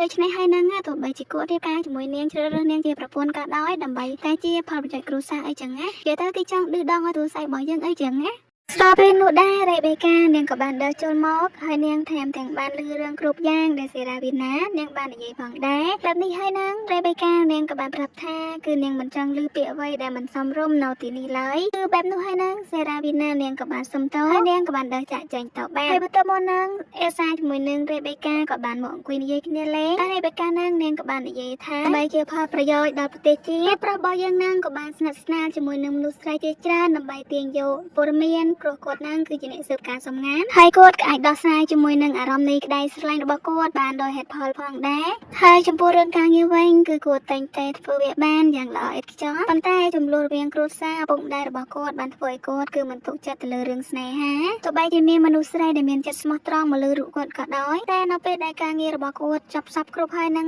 គាត់តែងតែចាក់ចែងពីមនុស្សស្រីទាំងអស់នោះហើយមិនគិតពីអារម្មណ៍របស់គេឡើយហើយរ៉េបេកានាងក៏បាននិយាយបន្តថានាងគ្រាន់តែជាមិត្តភក្តិជិតស្និទ្ធរបស់គាត់តាំងពីក្មេងក្នុងករណីបែបនេះនាងក៏ត្រូវបានស្ត្រីដែលនាងមិនដែលធ្លាប់ស្គាល់ហ្នឹងប្រើពាក្យសម្ដីមិនសមរម្យហើយនឹងឌឺដងមកកាន់នាងផងដែរដូច្នេះហើយគឺរឿងបែបនេះមិនអាចជៀសវាងបាននោះឡើយទោះបីជារឿងបែបនេះមិនអាចជៀសវាងបានតែរ៉េបេកាសង្ឃឹមថាទូស័យរបស់យើងហ្នឹងគឺមិនបោះបង់ចោលទូប្រុសរបស់យើងនោះឡើយហើយអេសានាងក៏បានតបថាគឺគ្មានផ្លូវនោះឡើយហេតុអ្វីបានជានាងត្រូវបោះបង់ចោលគាត់ហើយអេសានាងក៏បានប្រាប់ថាទូប្រុសរបស់យើងហ្នឹងគឺមិនដូចជាអ្នកដទៃនោះឡើយនៅពេលដែលគាត់បានស្នើសុំនាងរៀបការគឺគាត់មិនដែលមើលងាយគ្រួសាររបស់នាងហើយមួយវិញទៀតនោះចំពោះលក្ខខណ្ឌគឺមិនមានលក្ខខណ្ឌអ្វីមួយដែលមិនសមហេតុផលនោះទេផ្ទុយទៅវិញហ្នឹងគឺគាត់បានជួយអភិវឌ្ឍទៅកាន់ទឹកដីកសិកម្មរបស់នាងដែលបានខូចខាតតែមិនតែប៉ុណ្ណោះហ្នឹងគាត់ថែមទាំងបានឲ្យប្អូនប្រុសរបស់នាងហ្នឹងបានសិក្សាផងដែរដូច្នេះហើយហ្នឹងនេះជាហេតុផលដែលនាងជឿជាក់ហើយនឹងគិតថាគាត់គឺជាមនុស្សល្អតែសារហ្នឹងគឺនាងចង់តបស្នងទៅកាន់តួប្រុសរបស់យើងវិញដោយចិត្តស្មោះត្រង់អីចឹងហើយរ៉េបេកាលឹកហើយហ្នឹងនាងគឺពិត ជាសប្បាយចិត្តខ្លាំងណាស់ហើយនាងក៏បានប្រាប់ទៅកាន់ទូស័យរបស់យើងថាបើមានរឿងអ្វីហើយនឹងបញ្ហាអ្វីដែលពិបាកនោះគឺអាចប្រាប់មកកាន់នាងបានអេលសាឮហើយនាងក៏បានអរគុណទៅកាន់រ៉េប៊ីកាហើយអេលសានាងក៏បានសួរទៅកាន់រ៉េប៊ីកាផងដែរអំពីចំណង់ចំណូលចិត្តអាហាររបស់តួប្រុសហើយរ៉េប៊ីកានាងក៏បាននិយាយថាគឺគាត់នឹងមិនចូលចិត្តបន្លែនោះទេប៉ុន្តែទោះជាយ៉ាងណាគឺនាងមិនដឹងថាគាត់ចូលចិត្តមុខម្ហូបអ្វីនោះដែរហើយនាងក៏បានប្រាប់ទៅកាន់មុខម្ហូបមួយទៅកាន់ទូស័យរបស់យើងទូស័យរបស់យើងឮហើយនឹងនាងក៏បាននិយាយថាល្អខ្លាំងណាស់ថាមុខម្ហូបហ្នឹងគឺអាចលាយជាមួយនឹងបន្លែតូចៗល្អិតៗអីចឹងណាហើយរ៉េប៊ីកានាងក៏បាននិយាយថាគឺគាត់ចូលចិត្តលាយជាមួយនឹងសាច់នៅខាងក្នុងហើយកាលពីក្មេងគឺគាត់ធ្លាប់បានញ៉ាំអស់មួយចានធំតែម្នាក់ឯងផងដែរតែឃើញបែបនោះចុងភៅហ្នឹងក៏បានស្ដីឲ្យគាត់ហើយរ៉េប៊ីកាហ្នឹងនាងក៏បាននិយាយបន្តថាហើយនៅខែក្រោយគឺជាគម្រប់ខួបនៃអាយុ24ឆ្នាំរបស់គាត់ឮហើយនឹងអេលសានាងក៏មានការភ្ញាក់ផ្អើលផងដែរតែនាងគួរតែរៀបចំអ្វីសម្រាប់គាត់ហើយពេលនោះដែររ៉េប៊ីកានាងក៏បានប្រាប់ថាគឺយូលីមិនដែលធ្វើពិធីខួបកំណើតនោះទេដូចជាពិធីជប់លៀងអីជាដើមហើយអេលសាហ្នឹងនាងក៏បាននិយាយថាចុះបើនាងចង់រៀបចំឲ្យគាត់ទៅជាការល្អដែរឬអត់តើគាត់ហ្នឹងមិនស្អប់នាងទេមែនរ៉េប៊ីកាហ្នឹងនាងក៏បានគិតថាទូស័យរបស់យើងហ្នឹងគឺពិតជាអស្ចារ្យខ្លាំងណាស់ហើយនាងក៏បានទៅចាប់ដៃអេលសាហើយក៏បានប្រាប់ថាច្បាស់ណាគាត់ច្បាស់ជាសប្បាយចិត្តជាមិនខានឡើយហើយសាច់រឿងក៏បានកាត់ឲ្យយើងឃើញពេលនេះអេលសានាងកំពុងតែអង្គុយគិតថាពេលនេះគឺជាដល់ថ្ងៃខួបកំណើតរបស់គាត់ដែរតើនាងគួរតែរៀបចំបែបម៉េចហើយពេលវេលាក៏ចេះតែកន្លងផុតទៅពេលនេះឃើញថាអេលសានាងកំពុងតែអង្គុយធ្វើបីម្យ៉ាងអ្នកបម្រើឃើញហើយក៏សួរថាអេលសាកំពុងតែធ្វើអ្វីហ្នឹងអេលសាប្រាប់ថាគឺវាជាអាចកំបាំងហើយពេលនោះដែរអេលសាហ្នឹងនាងក៏បានក៏លេចឃើញជាមួយនឹងការឈូករត់ហើយនាងបានសួរថាតើនោះជាអ្វីដែរអ្នកបម្រើហ្នឹងក៏តបថាវាគឺជាកំរំការដែលនាងធ្វើសម្រាប់ខ្លួនឯងសម្រាប់ពិធីបុណ្យនៅខាងមុខដែលជាពិធីបុណ្យ Sunflower អីចឹងណាតែពិធីបុណ្យហ្នឹងគឺនឹងប្រព្រឹត្តទៅនៅខែក្រោយហ្នឹងឯងដោយអ្នកបម្រើក៏បានរៀបរាប់បន្ថែមថាពិធីបុណ្យនេះមិនមែនសម្រាប់តែលេងកម្សាន្តធម្មតានោះទេប៉ុន្តែវាគឺជាការរៀបចំដើម្បីអបអរពិធីបុណ្យនៃការបង្កើតឡើងនៃព្រះរាជាណាចក្ររលនៅពេលដែលស្ដេចទី1ហ្នឹងគាត់បានធ្វើសន្ទរកថាប្រជាជនហ្នឹងក៏បានកាន់ផ្កាឈូករត់នៅក្នុងការប្រារព្ធពិធីបែបនេះហើយដើមកំណើតនៃពិធីបុណ្យគឺកើតឡើងបែបហ្នឹងហើយអេលសានាងក៏បានតបថាគឺពិតមែនហើយនាងក៏ធ្លាប់ប្រារព្ធពិធីបុណ្យ Sunflower នៅស្រុកកំណើតរបស់នាងផងដែរហើយបន្ទាប់មកហ្នឹងសាច់រឿងក៏បានកាត់ឲ្យឃើញថាតួប្រុសរបស់យើងជាមួយនឹងព្រះអង្គម្ចាស់ Alexis ណាងគាត់ក៏បាននិយាយគ្នាអំពីកម្មវិធីបុណ្យ Sunflower ដូចគ្នាដោយព្រះអង្គម្ចាស់ Alexis គាត់ក៏បាននិយាយថាការរៀបចំសុវត្ថិភាពហើយនិងសន្តិសុខឯហ្នឹងគឺត្រូវរៀបចំឲ្យបានល្អជាងឆ្នាំមុនហើយតួប្រុសហ្នឹងក៏បានបន្តថាគឺដោយសារតែខនវ៉ានីឡាហើយនឹងរៀបចំនឹងមានកម្រងអ្វីមួយហើយព្រះអង្គម្ចាស់ហ្នឹងក៏បានបន្ថែមថាប៉ុន្មានឆ្នាំនេះខនវ៉ានីឡាគឺបានប្រមូលកម្លាំងយ៉ាងលឿនហើយនឹងច្រើនថែមទៀតហើយលំហូរប្រាក់របស់ពួកគេគឺគួរឲ្យសង្ស័យផងដែរហើយកូនប្រុសរបស់គាត់ចាម៉ូក៏គួរឲ្យសង្ស័យដូចគ្នាហើយមួយវិញទៀតនោះតួប្រុសរបស់យើងក៏ធ្លាប់បានចូលទៅស្និទ្ធស្នាលជាមួយនឹងកូនស្រីរបស់គាត់ផងដែរដើម្បីស៊ើបអង្កេតប៉ុន្តែគឺមិនអាចទទួលបានភស្តុតាងអ្វីមួយជាក់លាក់ឡើយហើយព្រះអង្គម្ចាស់គាត់ក៏បានធ្វើរឿងជាច្រើនដើម្បីរារាំងផ្លូវរបស់ពួកគេច្បាស់ណាពួកគេគឺមានគំនុំគុំគួនមកលើព្រះអង្គម្ចាស់អីចឹងណាហើយជេរ៉េណាងក៏បាននិយាយថាព្រះអង្គម្ចាស់ណាងគឺបានបង្កើតសត្រូវជាច្រើនព្រះអង្គម្ចាស់បានតបថាពិតមែនតែអ្នកទាំងពីរនៅតែការពារគាត់ត្រូវអត់ដោយតួប្រុសរបស់យើងនឹងជេរ៉េលឺហើយណាគេឡើងចង់គៀងជាមួយនឹងព្រះអង្គម្ចាស់ហ្មងណាហើយបន្ទាប់មកហ្នឹងព្រះអង្គម្ចាស់គាត់ក៏បានសួរអំពីសក់ទូរបស់ទូស័យយើងហើយតួប្រុសហ្នឹងគាត់ក៏បាននិយាយថាពេលនេះមិនមានបញ្ហាអ្វីនោះឡើយហើយមួយវិញទៀតនោះគឺនាងចូលចិត្តនៅក្នុងការថែសួនបែបនេះហើយណាគាត់បានផ្ដល់ដៃមួយកន្លែងសម្រាប់នាងអីចឹងណាហើយនាងគឺបានដាំជាមួយនឹងបន្លែ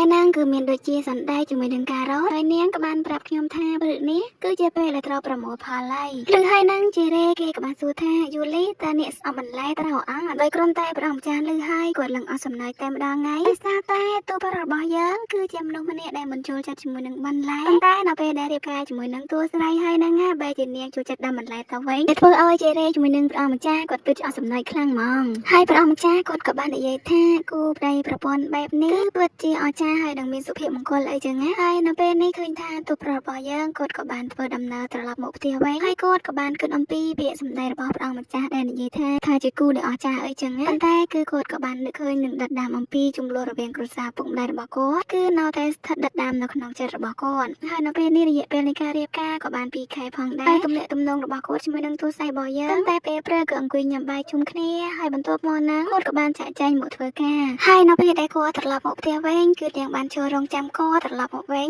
ហាក់ដូចជាសាមញ្ញធម្មតាប៉ុណ្ណោះនៅពេលដែលត្រឡប់មកដល់ផ្ទះវិញឃើញថាថ្ងៃនេះអេសាគឺនាងខុសពីថ្ងៃដទៃហើយនាងគឺមិនបានរងចាំគាត់ដូចជាសប្តាហ៍នោះឡើយហើយនៅពេលដែលគាត់ចូលដល់ក្នុងផ្ទះមានអារម្មណ៍ថាហាក់ដូចជាងងឹតខុសពីធម្មតាដូចគ្នាហើយនៅពេលដែលគាត់បើកទ្វារចូលទៅគឺស្រាប់តែបានឃើញជាមួយនឹងការរៀបចំដោយមានស្រាហូបហើយនឹងនំខេកជាដើមដែលធ្វើឲ្យតួប្រុសរបស់យើងនឹងគាត់ក៏មានអារម្មណ៍ថាភ្ញាក់ផ្អើលផងដែរពេលនោះដែរទូស័យរបស់យើងនឹងនាងក៏បានបង្ហាញខ្លួនហើយថែមទាំងបាននិយាយពាក្យថារីករាយថ្ងៃកំណើតទៅកាន់គាត់ថែមទៀតហើយទូស័យរបស់យើងនឹងនាងក៏បានអោយប្រអប់មួយទៅកាន់គាត់ហើយនៅពេលដែលតួប្រុសរបស់យើងបាក់មើលទៅគឺឃើញថាជាអាវហើយគាត់នឹងក៏បានសួរថាតើនាងបានដេកដោយដៃខ្លួនឯងមែនទូស្រីប្រាប់ថាទៀតមែនហើយនាងក៏បានបន្តថាកាលដែលនាងរស់នៅជាមួយនឹងឪពុកម្ដាយរបស់នាងគឺតែងតែប្រារព្ធពិធីបែបនេះជាលក្ខណៈគ្រួសារព្រោះថាថ្ងៃកំណើតគឺអាចចាត់ទុកថាជាថ្ងៃពិសេសអីចឹងណាហើយនៅពេលនេះយើងទាំងពីរគឺបានរៀបការជាមួយគ្នាហើយចាត់ទុកថាគឺជាគ្រួសារអីចឹងណាទើបនាងគឺធ្វើបែបនេះហើយមានបំណងចង់សប្រែទៅកាន់តួប្រុសរបស់យើងហើយតួប្រុសហ្នឹង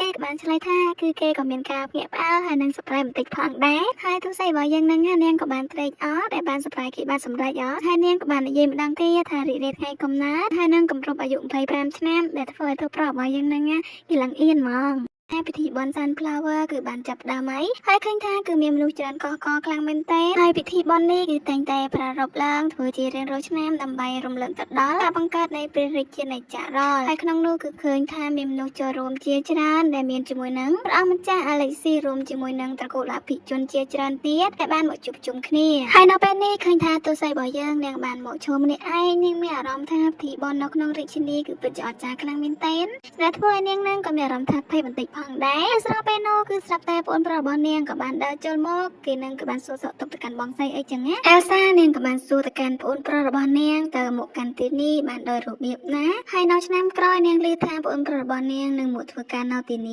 ះហើយប្អូនប្រុសហ្នឹងក៏បានតបថាគឺពុតមានន័យគេទើបតែមកពីគោរពព្រះអង្គម្ចាស់អាឡេស៊ីអីចឹងណាហើយប្អូនប្រុសរបស់គេហ្នឹងក៏បានបន្តថាតើបងស្រីនៅទីនេះសុខសប្បាយដែរឬអត់តើបងស្រីនៅទីនេះមានអ្នកដែលធ្វើបាបឬមួយក៏រងភាពអយុត្តិធម៌អ្វីដែរឬអត់ប្រសិនបើមានហ្នឹងណាគឺឆាប់ប្រាប់គេមកព្រោះថាពេលនេះគេរៀនអំពីច្បាប់អីចឹងណាបងស្រីហ្នឹងក៏បានប្រាប់ថាអត់នោះទេព្រោះថានាងនៅទីនេះគឺនាងសុខសប្បាយហើយនឹងគេបានយកចិត្តទុកដាក់មើលថានាងបានល្អខ្លាំងមែនតើហើយពេលនោះដែរបងប្រុសរបស់គេហ្នឹងគឺចង់ទៅលេងនៅខាងក្រៅនៅពិធីបុណ្យអីចឹងហើយទៅមុនហ្នឹងពួកគេទាំងពីរនាក់ក៏បានធ្វើដំណើរចាក់ចាញ់ទៅស្របពេលនោះគឺស្រាប់តែឃើញជាមួយនឹងសារ៉ាវីណាហ្នឹងក៏បានឃើញពួកគេទាំងពីរនាក់ផងដែរដោយយើងងាកមកចាប់អារម្មណ៍ជាមួយនឹងទូប្រុសរបស់យើងវិញពេលនេះគេកំពុងតែដើរម្នាក់ឯងស្របពេលនោះសារ៉ាវីណានាងក៏បានឃើញហើយក៏បានហៅទូប្រុសរបស់យើងផងដែរហើយសារ៉ាវីណានាងក៏បានចូលមករកទូប្រុសរបស់យើងដោយឃើញបែបនោះភ្លាមទូប្រុសក៏បានសរសើរទៅកាន់សារ៉ាវីណាផងដែរថានាងពិតជាស្រស់ស្អាតខ្លាំងណាស់សារ៉ាវីតាឮហើយណាគេឡើងសប្បាយចិត្តហើយនឹងអៀនហ្មងហើយបន្ទាប់មកហ្នឹងនាងក៏បានបបួលទូប្រុសរបស់យើងហ្នឹងទៅចូលរួមពិធីជប់លៀងនៅផ្ទះរបស់នាងហើយយូលីគេក៏បានគិតនៅក្នុងចិត្តប្រសិនបើគេទៅចូលរួមពិធីនោះជារឿងមួយដែលល្អនៅក្នុងការស៊ើបអង្កេតអំពីគ្រួសាររបស់នាងប៉ុន្តែសារ៉ាវីណានាងក៏បាននិយាយកាត់ថាមុននេះបន្តិចគឺនាងបានឃើញអេសាបានដើរចាក់ចែងជាមួយនឹងបរិសម្នាក់យូលីឮហើយហ្នឹងគេឡើងចង់ភ្ញាក់ផ្អើលហ្មងដែលឮបែបនោះហើយសារ៉ាវីណាហ្នឹងនាងក៏បានបន្តញុះញង់ទៅកាន់ទូប្រុសរបស់យើងថាទូស្រីហ្នឹងណាគឺជាប្រពន្ធប៉ុន្តែហាក់ដូចជាចង់ទុកទូប្រុសរបស់យើងចោលអីចឹងហើយទូប្រុសរបស់យើងឮហើយហ្នឹងណាគេដូចជាមិនស្រួលក្នុងចិត្តទេឃើញថាចំហាយប្រចាំចំហាយស្នេហាហ្នឹងគឺចាប់ផ្ដើមអីគេហ្នឹងណាក៏បានសុំទោសទៅកាន់សារ៉ាវីណាផងដែរថាគេសុំទោសមិនអាចទៅចូលរួមពិធីជប់លៀងនៅផ្ទះរបស់នាងបាននោះទេពេលនេះគឺគេមានរឿងដែលត្រូវចាត់ការត្រូវធ្វើបន្តអីចឹងណានិយាយរួចហើយហ្នឹងណាទូប្រុសរបស់យើងគេក៏បានចាក់ចែងទៅបានគឺអត់ខ្វល់អំពីសារ៉ាវីណានោះឡើយហើយក្រោយមកហ្នឹងណាសារ៉ាវីណានាងក៏បានរើបានជាមួយនឹងអំណោយគឺជាលេវអាវដែលទូស័យរបស់យើងបានធ្វើឲ្យទូប្រុសដែលនៅក្នុងលេវអាវនោះគឺបានឆ្លាក់អំពីឈ្មោះអេសាឲ្យទៅកាន់យូលីធ្វើឲ្យសារ៉ាវីណាគឺនាងដឹងថាគឺជាអំណោយអេសាឲ្យទៅកាន់ទូប្រុសរបស់យើងអីចឹងណាហើយយូលីគេក៏បានប្រញាប់ប្រញាល់ទៅរកអេសារបស់យើងនៅក្នុងបន្ទប់ហើយនៅពេលដែលបកទ្វារទៅគឺថាអត់ឃើញអេសាពិតមែនហើយគេក៏បានសួរទៅកាន់អ្នកបម្រើហើយអ្នកបម្រើហ្នឹងក៏បានប្រាប់ថាពេលនេះគឺអេសាមិននៅនោះឡើយគឺនាងបានចាក់ចែងមកលេងពិធីបុណ្យនៅខាងក្រៅហើយដែលធ្វើឲ្យទូប្រុសរបស់យើងហ្នឹងពេលនេះគឺកាន់តែមិនស្ងប់ចិត្តអីហើយបន្ទាប់មកហ្នឹងគេក៏បានប្រញាប់ប្រញាល់ចេញទៅក្រៅដើម្បីស្វែងរកទូស្រីរបស់យើងតែដើរបណ្ដើរនិងគិតបណ្ដើរអំពីខ្លួនឯងតើគេពេលនេះកំពុងតែធ្វើអ្វីព្រោះថាការរៀបការរវាងអាសាជាមួយនឹងគេគឺគ្រាន់តែជាផលប្រយោជន៍រៀងខ្លួនតែប៉ុណ្ណោះហើយពេលនេះតើគេកំពុងតែគិតអ្វីហ្នឹងបើមិនដឹងតែហ្នឹងគឺថាចាំមិនប្រាប់គឺជាចំហាយស្នេហាអារម្មណ៍ប្រច័ណ្ឌហ្នឹងហើយពេលនេះគេគឺបានព្យាយាមដើររក គ្រប់ទីកន្លែងតែមិនឃើញសោះហើយការស្វែងរករបស់គេនឹងគឺបានស្វែងរកពីមួយកន្លែងតាមមួយកន្លែងហើយនៅទីបំផុតនឹងយូលីគេក៏បានស្វែងរកអេសាឃើញគ្រាន់តែឃើញនឹងគេក៏បានទៅចាប់ដៃរបស់នាងយ៉ាងលឿននឹងណែនតែម្ដងហើយក៏បានសួរថាតើបរមអ្នកនេះជានរណាគេអេសានឹងក៏បានប្រាប់ថាគឺជាប្អូនប្រុសរបស់នាងហាន់ណាហើយបែបនោះនឹងហាន់ណាគេក៏បានរាក់ទាក់ហើយនឹងស្វាគមន៍ទៅកាន់បងថ្លៃរបស់គេតែម្ដងហើយគេក៏បានប្រាប់ថានៅថ្ងៃមង្គលការគឺរវល់ខ្លាំងពេកហ្នឹងទើបបានណែនាំខ្លួនប្រាប់អីចឹងណាលើបែបនោះហើយទើបធ្វើឲ្យតួប្រុសរបស់យើងហ្នឹងគេក៏រៀងធូរចិត្តមកវិញប៉ុន្តែគឺថាដៃរបស់គេហ្នឹងចាប់ដៃអេសារបស់យើងនឹងជាប់ហ្មងអត់ព្រមលេងសោះអេសាឃើញបែបនោះនាងក៏បានមើលមុខគេទៅគេហ្នឹងក៏ព្រមលេងដៃរបស់នាងហើយគេហ្នឹងក៏បាននិយាយសុំទោសទៅកាន់អេសាបាននិយាយថាគឺអ្នកដែលត្រូវសុំទោសហ្នឹងគឺជារូបនាងទៅវិញនោះទេដែលបានចាក់ចែងមកក្រៅមិនបានប្រាប់មុនអីចឹងហើយហាន់ណៃហ្នឹងគេបានយល់ពីស្ថានភាពហើយនឹងស្ថានភាពនៅពេលនេះគេហ្នឹងក៏បានសុំលាអ្នកទាំងពីរចាញ់តមុនព្រោះថាគេទុកពេលឲ្យអ្នកទាំងពីរនៅជាមួយគ្នាហើយនៅពេលដែលប្អូនប្រុសរបស់អេសាចាញ់ផុតណាយូលីគេបានប្រាប់ថានៅក្នុងពិធីបុណ្យគឺមានមនុស្សជាច្រើនចូលរួមបែបនេះហើយនឹងអេសាមិនគួរដើរមកម្នាក់ឯងដោយគ្មានអង្គរាជអីចឹងណាហើយអេសានឹងក៏បានប្រាប់ថាគឺអ្នកបានគិតអំពីរឿងហ្នឹងតែមួយនឹងគិតថាពិធីបុណ្យហ្នឹងគឺមានមនុស្សច្រើនគួរឲ្យសប្បាយរីករាយអីចឹងណាបែបនេះហើយនឹងនាងក៏បានសុំទោសទៅកាន់យូលីហ្នឹងគេបានប្រាប់ថាអត់អីនោះទេប៉ុន្តែគ្រាន់តែគេនឹងមានការព្រួយបារម្ភអីចឹងណាមួយវិញទៀតនោះការងាររបស់គេនៅថ្ងៃនេះគឺបានបញ្ចប់រួចរាល់ហើយបែបនេះហើយនឹងគេក៏ចង់ចូលរួមដើរលេងពិធីបុណ្យជាមួយនឹងអេសាផងដែរហើយនេះក៏ជាលើកទី1ផងដែរបន្ទាប់ពីរៀបការពួកគេទាំងពីរគឺបានចំណាយពេលដើរលេងជាមួយគ្នានិងបង្កើតអនុស្សាវរីយ៍ជាមួយគ្នាអីចឹងណាហើយមើលតើអេសាណាគឺថាពិតជាស្រស់ស្អាតនិងគួរឲ្យស្រឡាញ់ខ្លាំងមែនតើនៅពេលដែលមកដល់ផ្ទះវិញយូលីគេមានអារម្មណ៍ថាការចំណាយពេលដើរលេងនៅពិធីបុណ្យថ្ងៃនេះគឺពិតជាមានអារម្មណ៍ថាសប្បាយខុសពីធម្មតាហើយស្រាប់ពេលនោះដែរទើបយូលីនឹងគេក៏បានដឹងខ្លួនថាលេអាវរបស់គេនឹងក៏ជ្រុះបាត់មួយដោយយើងងាកមកចាប់អារម្មណ៍ជាមួយនឹងអេសារបស់យើងវិញពេលនេះនាងកំពុងតែអង្គុយសិតសក់យ៉ាងសប្បាយរីករាយតែម្ដងហើយតែនាងមិននឹកស្មានថានាងបានចូលរួមដើរលេងពិធីបុណ្យជាមួយនឹងស្វាមីរបស់នាងដូចនេះនោះឡើយហើយស្រាប់ពេលនោះដែរអ្នកបម្រើក៏បានគោះទ្វារហើយអេសានឹងនាងក៏បានងើបទៅបើកទ្វារនៅពេលនោះដែរស្រាប់តែនាងនឹងបានប៉ះជាមួយនឹងប្រអប់ញូស៊ីកបោករបស់នាងដែលធ្វើឲ្យវាក៏បានខូចផងដែរចំណែកយូលីរបស់យើងវិញពេលនេះគេកំពុងតែដើររកលេអាវរបស់គេដែលបានបាត់ហ្នឹងតែទោះបីជាគេខំស្វែងរកយ៉ាងណាក៏នៅតែរកមិនឃើញពេលនោះគឺធ្វើឲ្យចិត្តរបស់គេគឺនៅមិនស្ងប់សុខនោះឡើយក៏ដឹងថាគួរធ្វើបែបណាទេនៅពេលនេះឬមួយក៏គេនឹងគួរតែប្រាប់អេសាតែម្ដងទៅថាលេអាវហ្នឹងគឺបានបាត់អីចឹងស្រាប់ពេលនោះដែរស្រាប់តែអេសាហ្នឹងនាងក៏បានចូលមកទាំងទឹកមុខរបស់នាងហ្នឹងគឺមិនសប្បាយចិត្តសោះដល់យូលីគេឃើញបែបនោះគេក៏សួរថាតើមានរឿងអ្វីហើយអេសាណាងក៏បានប្រាប់ថានាងមានរឿងចង់ពិភាក្សាជាមួយអីចឹងហើយឮភ្លាមហ្នឹងយូលីគេស្មានតែអេសាណាបានដឹងថាគេនឹងគឺបានធ្វើបាត់លេបអោអីចឹងដោយអេសានាងក៏បានបង្ហាញជាមួយនឹងប្រអប់ញូស៊ីករបស់នាងដែលនាងបាននិយាយថានាងមិនបានប្រុងប្រយ័ត្នទើបនាងធ្វើវាធ្លាក់ហើយក៏បានខូចអីចឹងហើយបែបនោះធ្វើឲ្យតួប្រុសរបស់យើងគេក៏រៀងធូរចិត្តមកវិញព្រោះថាស្មានតែគេដឹងថាខ្លួននឹងធ្វើបាត់លេបអោព្រោះថាលេបអោនឹងជាអាដែលទូស័យរបស់យើងបានធ្វើចំណុយសម្រាប់ថ្ងៃខួបកំណត់របស់គេហើយអេសានាងក៏បានបន្តថាប្រអប់មួយនេះគឺជាទ្រព្យសម្បត្តិផ្ទាល់ខ្លួនពីគ្រួសាររបស់នាងអីចឹងដូច្នេះហើយគឺនាងចង់ទៅទីក្រុងដើម្បីឲ្យគេនឹងជួសជុលប្រអប់មួយហ្នឹងទោះប្រគេបានប្រាប់ថាគេនឹងណែនាំជាងម្នាក់ដែលគេនឹងគឺតែងតែទៅទីនោះទោះស្អីលឺហើយនឹងនាងក៏ពិតជាសប្បាយចិត្តខ្លាំងមែនតែទោះប្រហ្នឹងគេក៏បានគិតថាពេលនេះមិនមែនជារឿងដែលល្អនោះទេសម្រាប់និយាយអំពីលើអាវរបស់គេទៅប្រាប់នាងអីចឹងណាហើយបន្ទាប់មកហ្នឹងយូលីក៏បាននាំអេលសាមកកាន់ជាងមួយកន្លែងហើយនៅពេលដែលជាងឃើញហើយហ្នឹងគាត់ក៏បាននិយាយថានៅពេលនេះគឺគាត់មិនមានគ្រឿងបន្លាស់នៅក្នុងដៃនោះទេដូច្នេះហើយហ្នឹងគឺគាត់មិនអាចធ្វើការជួសជុលវាបានឡើយក្រោយមកហ្នឹងអេសានិងយូលីក៏បាននាំគ្នាដើរចេញមកក្រៅហើយយូលីឃើញថាអេសារបស់យើងហ្នឹងគឺនាងហាក់ដូចជាមិនសប្បាយចិត្តនោះឡើយហើយគេហ្នឹងក៏បាននិយាយថាតើអេសាហ្នឹងចិត្តនំហើយនឹងរបស់វិញដែលផ្អែមមែនអត់អេសាហ្នឹងនាងក៏បានប្រាប់ថាពិតមែនហើយតែគ្រាន់តែលឺបែបនោះហើយហ្នឹងយូលីគេក៏បានប្រញាប់រត់ទៅទិញនំដើម្បីមកឲ្យអេសាអីចឹងហើយនៅពេលនោះដែរអេសានាងបំរុងនឹងនិយាយសុំទោសទៅកាន់យូលីដែលនាងបានរំខានពេទ្យគេអីចឹងណាតែយូលីគឺមិនឲ្យនាងនិយាយទន់ឡើយគេហ្នឹងក៏បានយកនំទៅឲ្យនាងញ៉ាំដើម្បីឲ្យនាងកុំនិយាយបន្តអីចឹងណាហើយយូលីគេក៏បានសុំប្រអប់នោះពីនាងទៅប៉ុណ្ណឹងហើយយូលីក៏បានយកប្រអប់នោះទៅសួរអ្នកអង្គម្ចាស់អាឡេស៊ីហើយនៅពេលដែលប្រអប់ម្ចាស់អាឡេស៊ីឃើញហើយហ្នឹងគាត់ក៏បានប្រាប់ថាប្រអប់នេះគឺមកពីប្រទេសលីបូរ៉ាមដែលជាប្រទេសជិតខាងរបស់អ៊ុយកែរ៉ៃណែនហើយនេះដែលអាចជួសជុលបានហ្នឹងគឺមានតែអ្នកនៅក្នុងប្រទេសនោះប៉ុណ្ណោះយូលីហ្នឹងគេក៏បានប្រាប់ថាតើគេហ្នឹងអាចតាក់ទងជាងនៅទីនោះឲ្យជួសជុលបានដែរឬអត់ហើយប្រអប់ម្ចាស់ហ្នឹងគាត់ក៏បានសួរថាតើរបស់នេះមានសារៈសំខាន់អ្វីខ្ល ខ្លាំងទូប្រុសរបស់យើងនឹងគាត់ក៏បានប្រាប់ថាគឺជារបស់អេលសាដែលអេលសានឹងស្រឡាញ់ហើយនឹងចូលចិត្តវាខ្លាំងណាស់ដល់ពេលឮបែបនោះហើយនឹងព្រះអង្គម្ចាស់គាត់ក៏យល់ហើយថាបែបណានោះហើយគាត់នឹងក៏បានប្រាប់ថាអីនោះទេគឺឲ្យគេតាក់ទងដើម្បីជួសជុលវាអីចឹងណាហើយព្រះអង្គម្ចាស់នឹងគាត់ក៏បានឃើញថាយូលីគឺដូចជាយកចិត្តទុកដាក់ជាមួយនឹងប្រអប់នឹងខ្លាំងមែនតើហើយគាត់ក៏បានសួរថាតើអ្នកដែលធ្វើខូចហ្នឹងគឺជាយូលីមែនទូប្រុសរបស់យើងនឹងគាត់ក៏បានប្រាប់ថាអត់នោះទេគឺដោយសារតែគាត់នឹងគឺបានធ្វើកំហុសមួយទៅកាន់នាងហើយនឹងគាត់ចង់ជួសជុលប្រអប់នេះឡើងដើម្បីសុំទោសទុកជាការប៉ះប៉ូវអីចឹងណាហើយនៅពេលដឹងការពិតព្រះអង្គម្ចាស់គាត់ក៏បាននិយាយថាយូលីបានធ្វើបាត់អំណោយដំបូងដែលប្រពន្ធបានជូនដូច្នេះហើយប្រសិនបើជាប្រពន្ធរបស់គាត់វិញច្បាស់ជាសួរដេញដោលជាមិនខាននោះឡើយហើយព្រះអង្គម្ចាស់គាត់ក៏បាននិយាយថាសិនបើយូលីមិនទៅសុំទោសច្បាស់ណាស់អេសានឹងស្អប់ហើយនឹងមិនលើកលែងទោសឲ្យឡើយយូលីគេលឺហើយណាគេធ្វើមុខឡើងភ័យហ្មងព្រះអង្គម្ចាស់គាត់ក៏បានប្រាប់ថាអត់អីនោះទេគាត់គ្រាន់តែនិយាយលេងតាហើយនៅពេលនោះដែរយូលីគេក៏បានប្រាប់ថាគឺនៅថ្ងៃរៀបការនឹងគាត់បាននិយាយដោយអចេតនាទៅកាន់អេសាគឺនៅថ្ងៃនោះគាត់បាននិយាយថាការរៀបការគឺដើម្បីតែផលប្រយោជន៍តែប៉ុណ្ណោះឆ្នេះហើយណាគាត់គ្មានចេតនានឹងស្រឡាញ់អេសាឡើយហើយបន្ទាប់មកនឹងអេសានាងតែងតែចាត់ទុកគាត់ដូចជាគ្រួសារហើយនៅថ្ងៃខួបកំណើតរបស់គាត់នឹងគឺនាងបានរៀបចំពិធីខួបកំណើតនិងបានឲ្យអំណោយមកកាន់ខ្លួនទៀត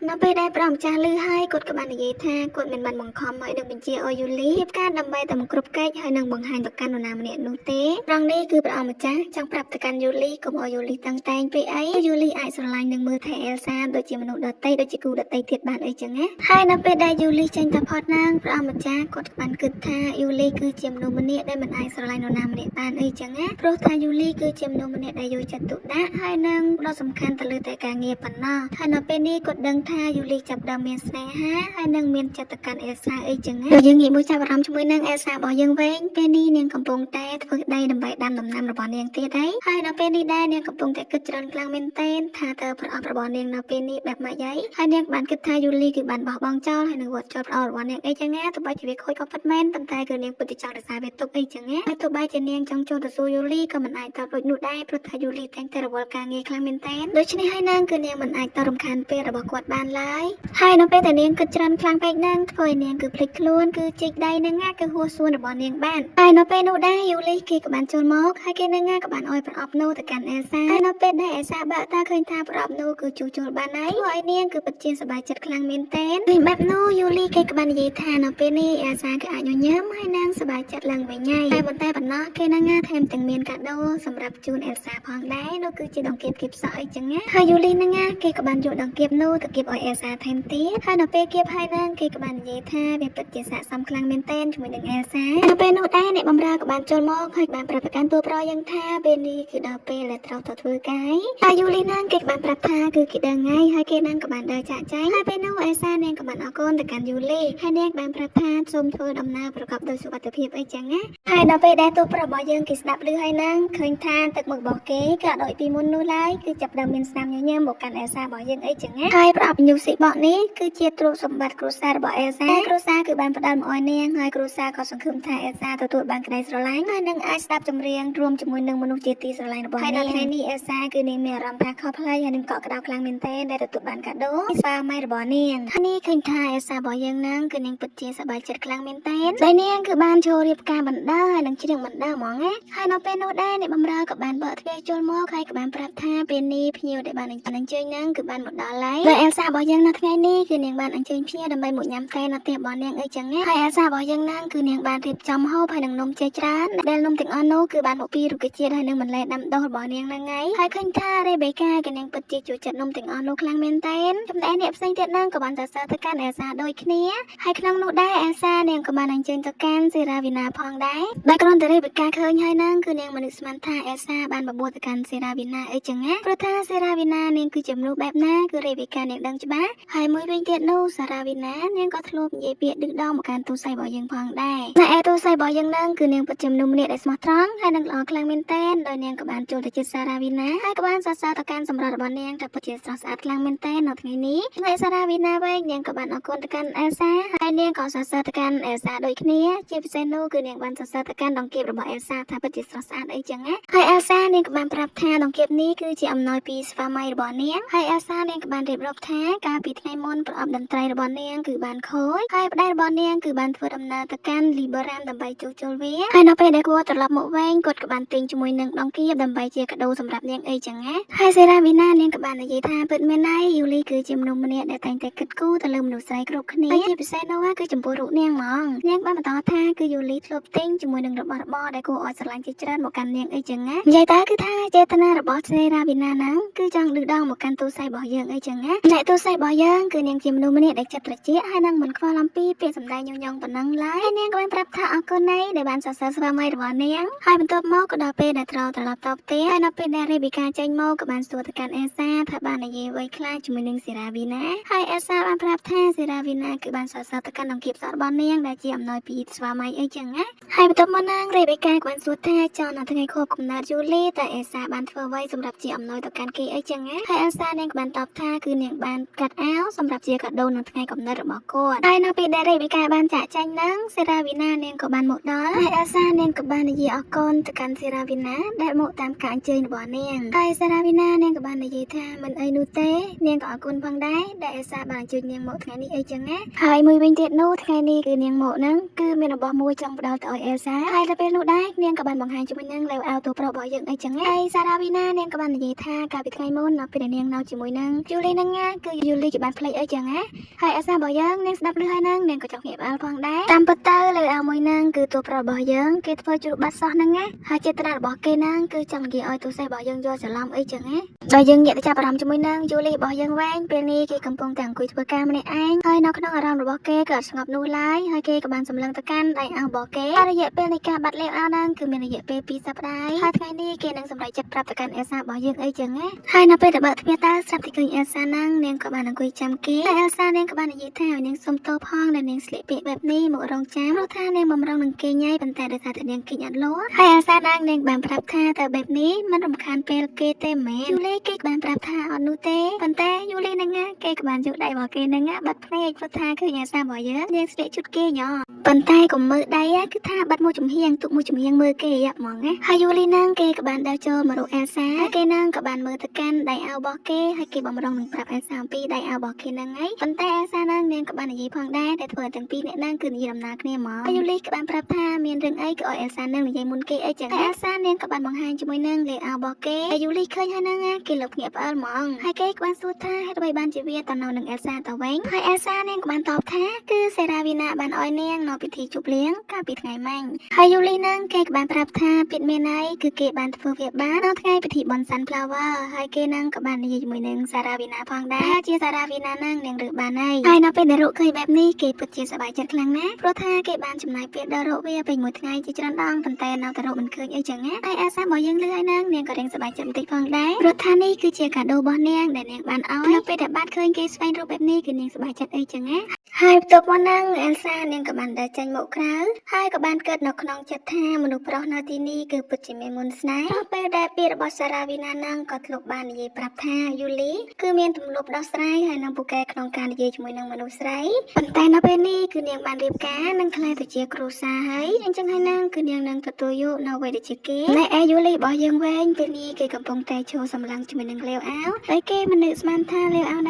ងទៅនៅជាមួយនឹងសារ៉ាវីណាសោះអញ្ចឹងហើយហ្នឹងទៅបានជាគេហ្នឹងខំស្វែងរកយ៉ាងណាក៏នៅតែរកមិនឃើញហើយគេហ្នឹងក៏បានគិតថាប៉ុន្តែហេតុអ្វីបានជាអេលសាហ្នឹងមិនមានប្រតិកម្មហើយហ្នឹងមិនខ្វល់ខ្វាយអ្វីទោះតែសោះនៅពេលដែលដឹងថាលេវអាវរបស់គេហ្នឹងទៅនៅជាមួយនឹងសារ៉ាវីណាឬមួយក៏អេលសាហ្នឹងមិនចាប់អារម្មណ៍មកលើគេទោះតែសោះហើយហ្នឹងគ្មានគេក្នុងបេះដូងសំបីបន្តិចមែននៃរបស់គេហ្នឹងគេចង់ឲ្យអេលសារបស់យើងហ្នឹងប្រកាន់ទៅលើគេជាមួយនឹងសារ៉ាវីណាអីចឹងណាហើយសាច់រឿងក៏បានកាត់ឲ្យឃើញនៅពេលព្រឹកដោយនៅពេលដែលកំពុងញ៉ាំបាយហ្នឹងយូលីគេក៏បានប្រាប់ទៅកាន់អេលសាថ្ងៃនេះការងាររបស់គេគឺអាចនឹងរវល់អញ្ចឹងហើយហ្នឹងគេគឺអាចនឹងមកផ្ទះយឺតអីចឹងណាអញ្ចឹងហើយហ្នឹងមិនចាំបាច់ឲ្យអេលសានៅរងចាំគេនោះទេហើយនៅពេលដែលយូលីគេបានចាក់ចែងតធ្វើការណាស្រាប់តែអេលសាក៏បានលើជាមួយនឹងអ្នកបម្រើបាននិយាយថាយូលីគឺបានភ្លេចឯកសារសំខាន់នៅថ្ងៃនេះអេលសាលើហើយហ្នឹងនាងក៏បានប្រាប់ថាគឺនាងនឹងយកឯកសារទាំងនោះទៅឲ្យយូលីដោយផ្ទាល់ដៃរបស់នាងហើយបន្ទាប់មកហ្នឹងអេលសានាងក៏បានធ្វើដំណើរដើម្បីយកឯកសារនោះទៅឲ្យយូលីនៅកន្លែងធ្វើការហើយនៅពេលដែលទៅដល់អេលសានាងក៏បានដើរចូលទៅក្នុងនាងក៏បានសួរពីទីកន្លែងធ្វើកា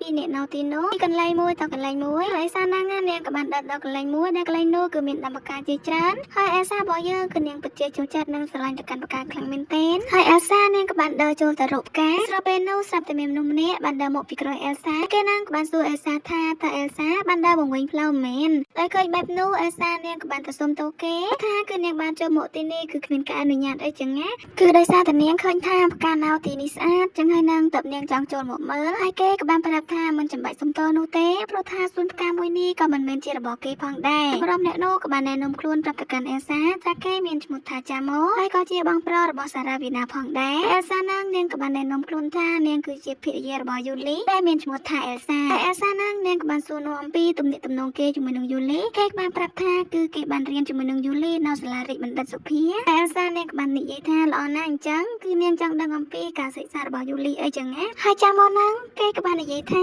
តើអេលសាចង់ដឹងអំពីរឿងរ៉ាវអាស្រូវរបស់គេកាលពីនៅរៀនមែនអេលសានាងបានប្រាប់ថាអត់នោះទេគឺនាងគ្រាន់តែចង់ដឹងអំពី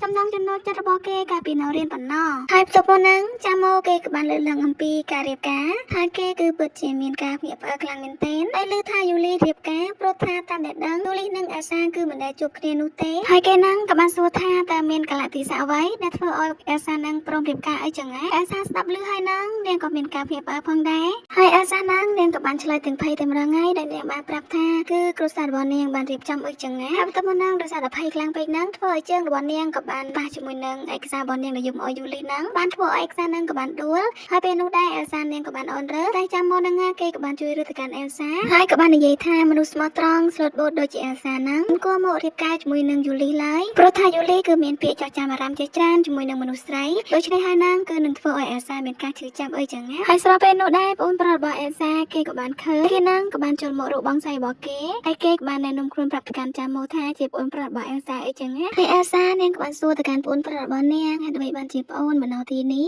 ហើយណែគេក៏បានតបថានៅពេលដែលគេបញ្ចប់ការសិក្សាគេនឹងមកធ្វើការនៅទីនេះហើយមួយវិញទៀតនោះគេមកទីនេះដើម្បីជួយរៀបចំឯកសារផ្សេងៗអីចឹងណាហើយគេក៏បានសួរទៅកាន់បងស្រីរបស់គេវិញចោលបងស្រីហើយដើម្បីបានជាបងមកនៅទីនេះបងស្រីរបស់គេក៏បានប្រាប់ថាគឺគេបានយកឯកសារមកឲ្យយូលីអីចឹងណាហើយបងប្រុសរបស់គេក៏បានប្រាប់ថាបានចឹងគឺពិតជាល្អខ្លាំងណាស់ព្រោះថាពេលនេះគេក៏ត្រូវទៅទីនោះផងដែរបន្ទាប់មកហ្នឹងទាំងពីរគ្នាក៏បានលាចាម៉ូដើម្បីចាក់ចែងទៅរកកន្លែងធ្វើការរបស់តួប្រុសយើងហើយមើលទៅចាម៉ូហ្នឹងគេដូចជាមនុស្សម្នាក់ដែលមិនមានបំណងល្អអ្វីនោះទេចំណែកឯហាន់ណាគេក៏បាននិយាយទៅកាន់បងស្រ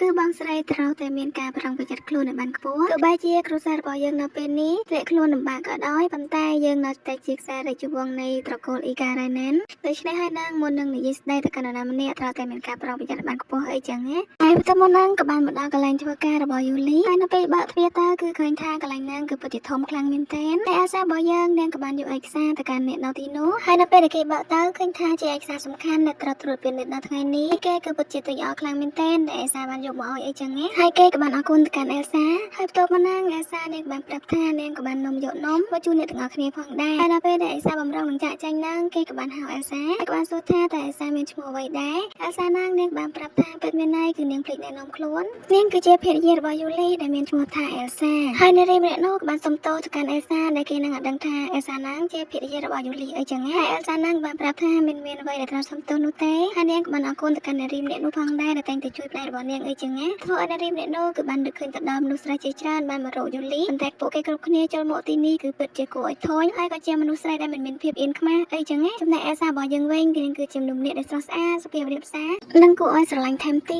តហើយនារីម្នាក់នោះក៏បានប្រាប់ទៅកាន់អេលសាថាព្រះអង្គចាយូលីគាត់អាចនឹងបញ្ចប់ពីការប្រជុំឆាប់នេះអញ្ចឹងហើយនាងអាចឲ្យអេលសារងចាំបន្តិចអីចឹងណាហើយអេលសានាងបានប្រាប់ថាអីនោះទេគឺនាងមិនចង់រំខានការងាររបស់គាត់នោះឡើយហើយនៅពេលនោះដែរស្រាប់តែអេលសារបស់យើងហ្នឹងក៏បានដើរមកជាមួយនាងទៅប្រុសរបស់យើងហ្នឹងហើយនៅពេលដែលអេលសាគេងើបមុខឡើងប៉អើគឺជាស្វាមីខ្លួនឯងសោះទាំងពីរនាក់ហ្នឹងក៏មានការភ្ញាក់ផ្អើលរៀងខ្លួនផងដែរហើយពេលនោះដែរយូលីក៏បានសួរថាហើយបានជាអេលសាមកនៅទីនេះអេលសាក៏បានប្រាប់ថាគឺនាងយកឯកសារដែលយូលីនឹងផ្លេកយកមកឲ្យអីចឹងហើយពេលនោះដែរស្រាប់តែព្រះអង្គចាអាឡេស៊ីជាមួយនឹងជេរ៉េគេក៏បានដើរចូលមកអញ្ចឹងហើយនាងយូលីគេក៏បានណែនាំឈ្មោះអេលសាប្រាប់ទៅកាន់ព្រះអង្គចាអាឡេស៊ីមានណាទាំងពីរនាក់ហ្នឹងក៏បាននិយាយដំណើរគ្នាហ្មងតែធ្វើឲ្យព្រះអង្គចាអាឡេស៊ីហ្នឹងគាត់គិតថាមួយគូហ្នឹងគួរឲ្យស្រឡាញ់ខ្លាំងហ្មងណាតែពីរនាក់ហ្នឹងគេលងអៀនហើយយូលីហ្នឹងគេបានប្រាប់ថាអេលសាមកទីនេះគឺដើម្បីយកឯកសារដែលគេបានផ្លេចហ្នឹងយកមកឲ្យអីចឹងណាតែអេលសាហ្នឹងនាងក៏បាននិយាយថាពិតមែនហើយហើយមួយវិញទៀតនោះគឺនាងបានយកនំដែលធ្វើពីការ៉ុតហ្នឹងចូលមកផ្ញើអ្នកទាំងអស់គ្នាផងដែរហើយទោះប្រាប់របស់យើងគ្រាន់តែឮថាការ៉ុតហ្នឹងមើលមកភ្នែកគេហ្នឹងឡើងឌៀងទៅមើលទូរស័ព្ទរបស់យើងហ្មងណាព្រោះថាគេអត់ចូលចិត្តបន្លែស្អីហ្នឹងទេហើយស្រាប់ពេលនោះដែរអ្នកដែលធ្វើការនៅទីនោះក៏បានញ៉ាំនំដែលទូរស័ព្ទរបស់យើងយកមកហ្នឹងហើយគេហ្នឹងបានប្រាប់ថាវាពិតជាឆ្ងាញ់ខ្លាំងណាធ្វើឲ្យទូប្រុសរបស់យើងលឺហ្នឹងគេក៏បានបែរទៅ ប្រាប់ថាទោះគេញ៉ាំក្លាផងកុំញ៉ាំអស់អីចឹងណានិយាយទៅទោះបីជាគេហ្នឹងណាមិនចូលចិត្តជាមួយនឹងបន្លែក៏ដោយប៉ុន្តែបើជាស្នាដៃភិយារបស់គេហ្នឹងណាគេត្រូវតែញ៉ាំហ្មងហើយអាសាណាងនាងបានប្រាប់ថាពេលនេះដល់ពេលនាងត្រូវត្រឡប់ទៅវិញហើយគឺនាងមិនចង់រំខានពេលធ្វើការអីចឹងណាហើយពេលនោះដែរទៅប្រាប់របស់យើងហ្នឹងណាគេប្រងខួតឲ្យទូស័យរបស់យើងណាសិនអីចឹងណាប៉ុន្តែនៅពេលដែលអាសាបែរមកវិញហ្នឹងគឺថាយូលីនិយាយគ្មានចាញ់ទេអញ្ចឹងហើយហ្នឹងណាគឺថាកេងនំហ្នឹងហ្មងហើយព្រះម្ចាស់ហ្នឹងណាក៏យល់ចាប់ទៀតគាត់ហ្នឹងបានប្រាប់ថាយូលីគឺបានធ្វើការតាំងពីព្រឹកអត់ទាន់បានសម្រាកអីចឹងណាអញ្ចឹងហើយហ្នឹងយូលីគឺអាចសម្រាកហើយនឹងកំដរអេលសាបានអីចឹងណាប៉ុន្តែមើលទៅមុខជេរេវិញណាពេលនេះគឺត្រូវធ្វើការម្នាក់ឯងហើយពេលនេះយូលីនិងអេលសាក៏បានអង្គុយញ៉ាំតែជាមួយគ្នាអេលសាហ្នឹងនាងក៏បាននិយាយថាការពិតទៅការរត់ហ្នឹងគឺយូលីបានញ៉ាំម្ដងហើយកាលពីអាហារពេលព្រឹកគឺនាងដាក់បន្លំជាមួយនឹងអាហារអីចឹងណាយូលីស្ដាប់ឮហើយហ្នឹងគេនឹងភ្ញាក់ផ្អើលដែរហ្នឹងណាហើយអេលសាហ្នឹងនាងបានបន្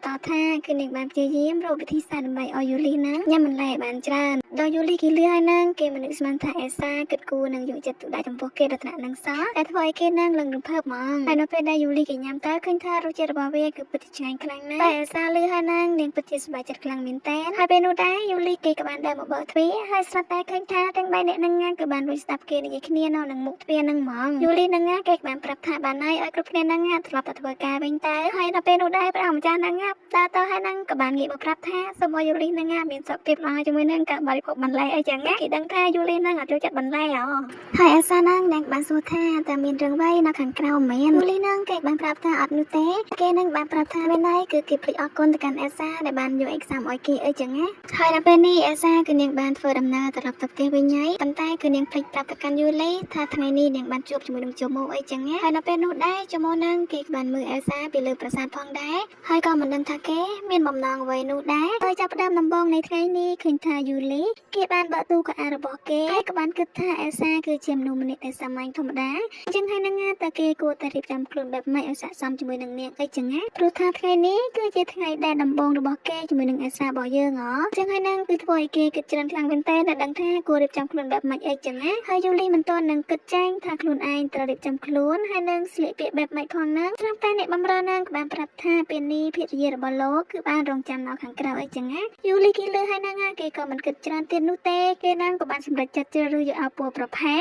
ហើយនៅពេលដែលយូលីរបស់យើងគេបានចេញមកក្រៅហ្នឹងគេក៏បាននិយាយថាឲ្យគេសុំទោសផងដែលបានធ្វើឲ្យអាសារងចាំអីចឹងណាតែអាសារបស់យើងនាងក៏បានបែរមកប្រាប់ថាអីនោះទេហើយយូលីរបស់យើងវិញគ្រាន់តែឃើញមុខអាសាភ្លាមហ្នឹងណាធ្វើឲ្យគេហ្នឹងមើលអាសារបស់យើងឡើងផ្លឹកតែម្ដងហើយព្រោះថាឃើញអាសារបស់យើងស្អាតខ្លាំងពេកហ៎ហើយបន្ទាប់មកហ្នឹងអេលសានាងក៏បាននិយាយថាកាលពីយប់មិញហ្នឹងគឺនាងគេអាលោកសដោយសារតែនាងគឺត្រេកអរខ្លាំងពេកដែលបានដើរលេងអីចឹងណានិយាយហើយហ្នឹងអេលសានាងក៏បានញញឹមយ៉ាងគួរឲ្យស្រឡាញ់ទៅកាន់យូលីថែមទៀតដែលធ្វើឲ្យយូលីរបស់យើងហ្នឹងណាគេក៏បានលត់មាត់ថាអេលសារបស់យើងគួរឲ្យស្រឡាញ់ខ្លាំងហ្មងណាតែអេលសាហ្នឹងគឺនាងលឺអត់ច្បាស់ហ៎ដូច្នេះហើយហ្នឹងនាងក៏បានសួរបញ្ជាយូលីរបស់យើងហ្នឹងគេក៏បាននិយាយបន្លប់ថាគឺអាកាសធាតុនៅថ្ងៃនេះគឺស្រឡះល្អខ្លាំងណាស់ហើយអេលសាហ្នឹងនាងក៏បានប្រាប់ថាពិតមែនហើយគឺវាស័ក្តិសមនៅក្នុងការដែលពួកគេទាំងពីរចេញក្រៅដើរលេងអីចឹងណាហើយកំឡុងពេលធ្វើដំណើរអេលសានាងក៏បាននិយាយថានាងគឺពិតជាសប្បាយចិត្តខ្លាំងណាស់ហើយឮថាយូលីហ្នឹងបានអញ្ជើញនាងទៅដើរលេងអីចឹងណាព្រោះថានៅថ្ងៃដែលអេលសានាងបានយកឯកសារទៅឲ្យយូលីនៅក្នុងប្រាសាទរលហ្នឹងណាយូលីហ្នឹងគេនឹងនាំអេលសាដើរលេងដើម្បីទុកជាការអរគុណហើយតថ្ងៃនោះដែរយូលីគេក៏បានសួរទៅកាន់អេលសាតែអេលសាចង់ទៅកន្លែងណាអេលសាហ្នឹងនាងក៏ប្រាប់ថាអត់ដឹងនោះទេព្រោះនាងតែងតែធ្វើការងារឲ្យអស់ពីសមត្ថភាពរបស់នាងដូចជាការកាត់ទេហើយនឹងការថែសួរនឹងអ្វីផ្សេងទៀតនៅក្នុងផ្ទះដើម្បីកាត់បន្ថយការចំណាយក្នុងការរស់នៅអីចឹងណាអញ្ចឹងហើយហ្នឹងគឺនាងមិនដែលគិតអំពីខ្លួនឯងថានាងចូលចិត្តទីកន្លែងណានិងចូលចិត្តអ្វីអីហើយយូលីហ្នឹងគេបានប្រាប់ថាអីនោះទេគឺគេដឹងហើយថាកូននំអេសាហ្នឹងទៅទីកន្លែងណាអីចឹងណាហើយកាលនៅពេលបច្ចុប្បន្នវិញគឺដល់ទីកន្លែងដែលយូលីគេបាននំអេសារបស់យើងមកអីនោះគឺជាសួនផ្កាដ៏ធំដែលពោពេញទៅដោយផ្កាច្រើនខ្លាំងមែនទែនចំណែកអេសារបស់យើងវិញគឺនាងពិតជារីករាយហើយនឹងចូលចិត្តទីកន្លែងហ្នឹងខ្លាំងមែនទែនអ្នកយូលីវិញគេក៏រីករាយផងដែរដោយដឹងថាអេសាចូលចិត្តព្រោះគេចាប់តាំងពីដឹងថាអេសានាងស្រឡាញ់ជាមួយនឹងកសិកម្មការដាំដុះផ្កាអីហ្នឹងគេគិតថាទីនេះគឺស័ក្តិសមបំផុតសម្រាប់អេសាហើយនៅពេលឃើញអេសានាងសប្បាយចិត្តហើយនឹងរីករាយពេញចិត្តនៅទីកន្លែងនេះហើយគេក៏សប្បាយចិត្តផងដែរហើយនៅពេលដែលពួកគេចូលទៅក្នុងហ្នឹងអេសា ថាគឺនាងចូលចិត្តហើយនឹងស្រឡាញ់ផ្កាខ្លាំងមែនទែនហើយនាងក៏បានអរគុណទៅកាន់យូលីដែលបាននាំនាងមកទីនេះអីចឹងណាចំណែកយូលីវិញហ្នឹងណាគេក៏រីករាយផងដែរដែលអាសានឹងនាងចូលចិត្តហើយបន្ទាប់មកហ្នឹងទាំងពីរនាក់ក៏បានធ្វើដំណើរទៅមុខទៀតហើយបន្ទាប់មកហ្នឹងអាសានាងក៏បានកន្លែងឃើញជាមួយនឹងផ្កាមួយដែលផ្កានោះគឺពិតជាធំខ្លាំងមែនទែនហើយពេលនោះដែរគឺទូប្រុសរបស់យ៉ាងហ្នឹងណាអារម្មណ៍របស់គេដូចជាមិនស្រួលនោះទេព្រោះថាគឺមានសត្វបានហើរឆ្វែលគេពេញហ្នឹងហ្មងប៉ុន្តែប៉ុណ្ណោះហ្នឹងណាគឺបានសត្វហ្នឹងតិចមួយមេផងដែរហើយសត្វហ្នឹងណាតិចមួយមេមិនអស់ចិត្តហ្នឹងទេគឺតម្រង់មកតិចមួយមេទៀតអីចឹងណាពេលនោះដែរធ្វើទូប្រុសរបស់យ៉ាងហ្នឹងខ្លាចខ្លាំងមែនទែនគេនឹងក៏បានស្រែកតែមានណាគឺថាទោស័យរបស់យើងហ្នឹងណានាងក៏បានទៅគប់សត្វហ្នឹងជួបដោយដៃរបស់នាងបន្ទាប់មកហ្នឹងណាធ្វើឲ្យទូប្រុសរបស់យើងគេលោកញាក់ផ្អើលហ្មងណាដែលឃើញបែបនោះតែអាសាហ្នឹងណានាងក៏បានលេងសត្វនោះចែងហើយនាងក៏បានបែបសួរយូលីថាតើយូលីអត់អីទេមែនហើយនាងប្រាប់ថាសត្វទាំងនេះគឺជាសត្វដែលហើរមកក្រេបមកអងផ្កាអីចឹងណាហើយបន្ទាប់មកហ្នឹងណាពួកគេទាំងពីរនាក់ក៏បានធ្វើដំណើរទៅមុខទៀតហើយបន្ទាប់មកអាសានាងក៏បាននិយាយថាទឹកដីកំណើតរបស់នាងអ៊ីការ៉េណែនគឺជាតំបន់ជនបទដូច្នេះហើយគឺនាងមិនធ្លាប់បានទៅកន្លែងបែបនេះហើយពេលនេះគឺនាងពិតជាសប្បាយរីករាយខ្លាំងណាស់ដោយមកអាសានាងក៏បានកន្លែងឃើញជាមួយនឹងផ្កាពោធិ៍ស្វាយហើយនាងបាននិយាយថាផ្កាមួយនេះក៏មាននៅក្នុងទឹកដីកំណើតរបស់នាងដែរហើយធ្លាប់មានលោកតាចាស់ម្នាក់ដែលគាត់នឹងជាអ្នកជិតខាងរបស់នាងហើយគាត់តែងតែដើរបេះរុក្ខជាតិព្រៃដែលអាចហូបបានហើយលោកតានឹងក៏បានបង្រៀនទៅកាន់នាងផងដែរថាវាគឺអាចមានជាតិពុលអញ្ចឹងហើយនឹងឲ្យអេសាគឺត្រូវតែប្រុងប្រយ័ត្នដែលផ្កាទាំងនោះគេហៅថាជាផ្កាពើហើយយូលីនឹង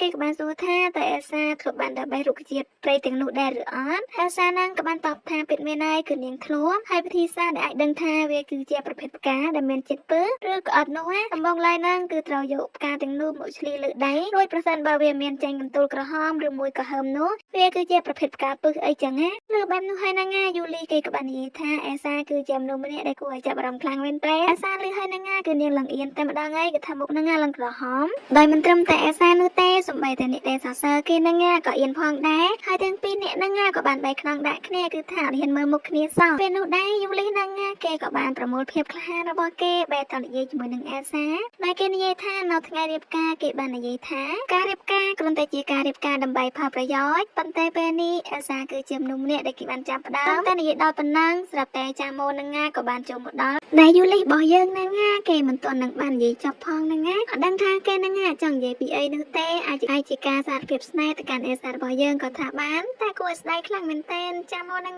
គេតែចូលមកកាត់ចង្វាក់សារភាពរបស់គេយ៉ាប់ហ្មងណាហើយចាម៉ូនឹងគេបាននិយាយថាហេតុអ្វីបានជាអ្នកទាំងពីរមកនៅទីនេះវាពិតជារឿងមួយដែលចៃដន្យខ្លាំងមែនទែនពេលនោះដែរអេសានឹងនាងក៏បានហៅឈ្មោះរបស់ចាម៉ូដែលធ្វើឲ្យយូលីនឹងគេឡើងឆ្ងល់តែម្ដងហើយហេតុអ្វីបានជាអេសានឹងស្គាល់ឈ្មោះចាម៉ូបែបនោះហើយចាម៉ូនឹងគេក៏បានដើរទៅជិតហើយក៏បាននិយាយថាអេសាគឺចូលចិត្តរុក្ខជាតិមែនអេសានឹងនាងប្រាប់ថាពិតមែនហើយគឺនាងចូលចិត្តហើយចាម៉ូនឹងក៏បាននិយាយទៅកាន់យូលីថាមានរយៈពេលយូរហើយដែលទាំងពីរនឹងមិនបានជួបគ្នាហើយយូលីនឹងគេក៏បានចូលពីមុខអេសាហ្មងហើយនិយាយថាហេតុអ្វីបានជាចាម៉ូមកនៅទីនេះចាម៉ូគេក៏បានតបថាសួនរុក្ខជាតិមួយនេះគឺត្រូវបានផ្គត់ផ្គង់ដោយគ្រួសាររបស់គេគឺគេមកទីនេះដើម្បីត្រួតពិនិត្យហើយគេក៏បានបន្តថាតើសារាវីណាមិនបានផ្ញើលិខិតអញ្ជើញទៅចូលរួមពិធីបើកសម្ពោធទេមែនយូលីនឹងគេក៏បានឆ្លើយថាគេសុំទោសព្រោះតែគេនឹងគឺរវល់ពេកអញ្ចឹងហើយនឹងព្រឹត្តិការណ៍ដែលតាក់ទងជាមួយនឹងការងារគេបានប្រាប់ឲ្យមកលើកនឹងឆ្លើយតបបដិសេធក្នុងការចូលរួមពិធីផ្សេងៗអីចឹងហើយចំពោះរឿងលិខិតអញ្ជើញមួយនោះគឺគេមិនដឹងឡើយហើយគេនឹង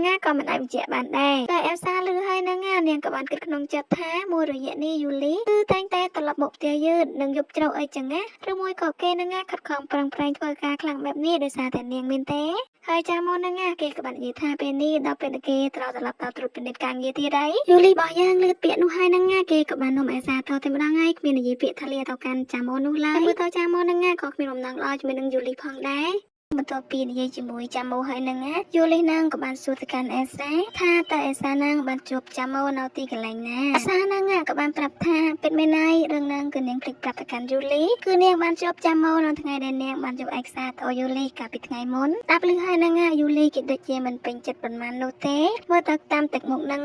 ដោយឃើញបែបនោះអេសានាងក៏បាននឹកឃើញដល់ពាក្យប្អូនប្រុសរបស់នាងហាណែដែលបានប្រាប់ថាមុននឹងនិយាយអ្វីទៅកាន់នរណាម្នាក់ហ្នឹងគឺត្រូវតែប្រុងប្រយ័ត្នឲ្យបានខ្ពស់អញ្ចឹង ហើយនឹងទៅអេសានាងភ័យខ្លាចថានាងបានធ្វើអ្វីខុសនឹងមានបញ្ហាអីចឹងណាហើយបើមានខុសអីហ្នឹងគឺនាងបានប្រាប់ឲ្យយូលីហ្នឹងប្រាប់មកកាន់នាងព្រោះថានាងគឺមិនដឹងហើយនឹងមិនស្គាល់អំពីសង្គមឋានៈខ្ពស់អីចឹងណាចំណែកឯយូលីរបស់យើងវិញនៅពេលឃើញថាអេសានិយាយបែបនោះគេក៏បានគិតនៅក្នុងចិត្តថាមុនពេលដែលគេបានជួបជាមួយនឹងអេសាហើយនៅពេលដែលគេនៅក្បែរមនុស្សស្រីគេតែងតែគ្រប់គ្រងរៀបចំអីយ៉ាបទអត្តចរិតខ្លួនឯងហ្នឹងណាគឺបានល្អខ្លាំងមែនតើប៉ុន្តែនៅពេលដែលគេនៅក្បែរអេសាវាហាក់ដូចជាគេគ្រប់គ្រងខ្លួនឯងមិនបានល្អដែលជាហេតុធ្វើឲ្យអេសានាងតែងតែបន្ទោសខ្លួនឯងពីនៅក្បែរគេអីចឹងណាហើយស្របពេលនោះដែរភ្លៀងក៏បានធ្លាក់មកយ៉ាងខ្លាំងហើយអ្នកទាំងពីរហ្នឹងក៏បានរត់ទៅរកកន្លែងជ្រកភ្លៀងដងនេះគឺអេដមីនស្មានតែយូលីហ្នឹងកាន់ដៃអេសារបស់យើងរត់ហើយតើតែមានសោះហើយពេលមកដល់កន្លែងជ្រកភ្លៀងយូលីហ្នឹងគេក៏បានប្រាប់ទៅកាន់អេសាថាអេសាអត់មានបង្កបញ្ហាអ្វីដល់គេនោះទេ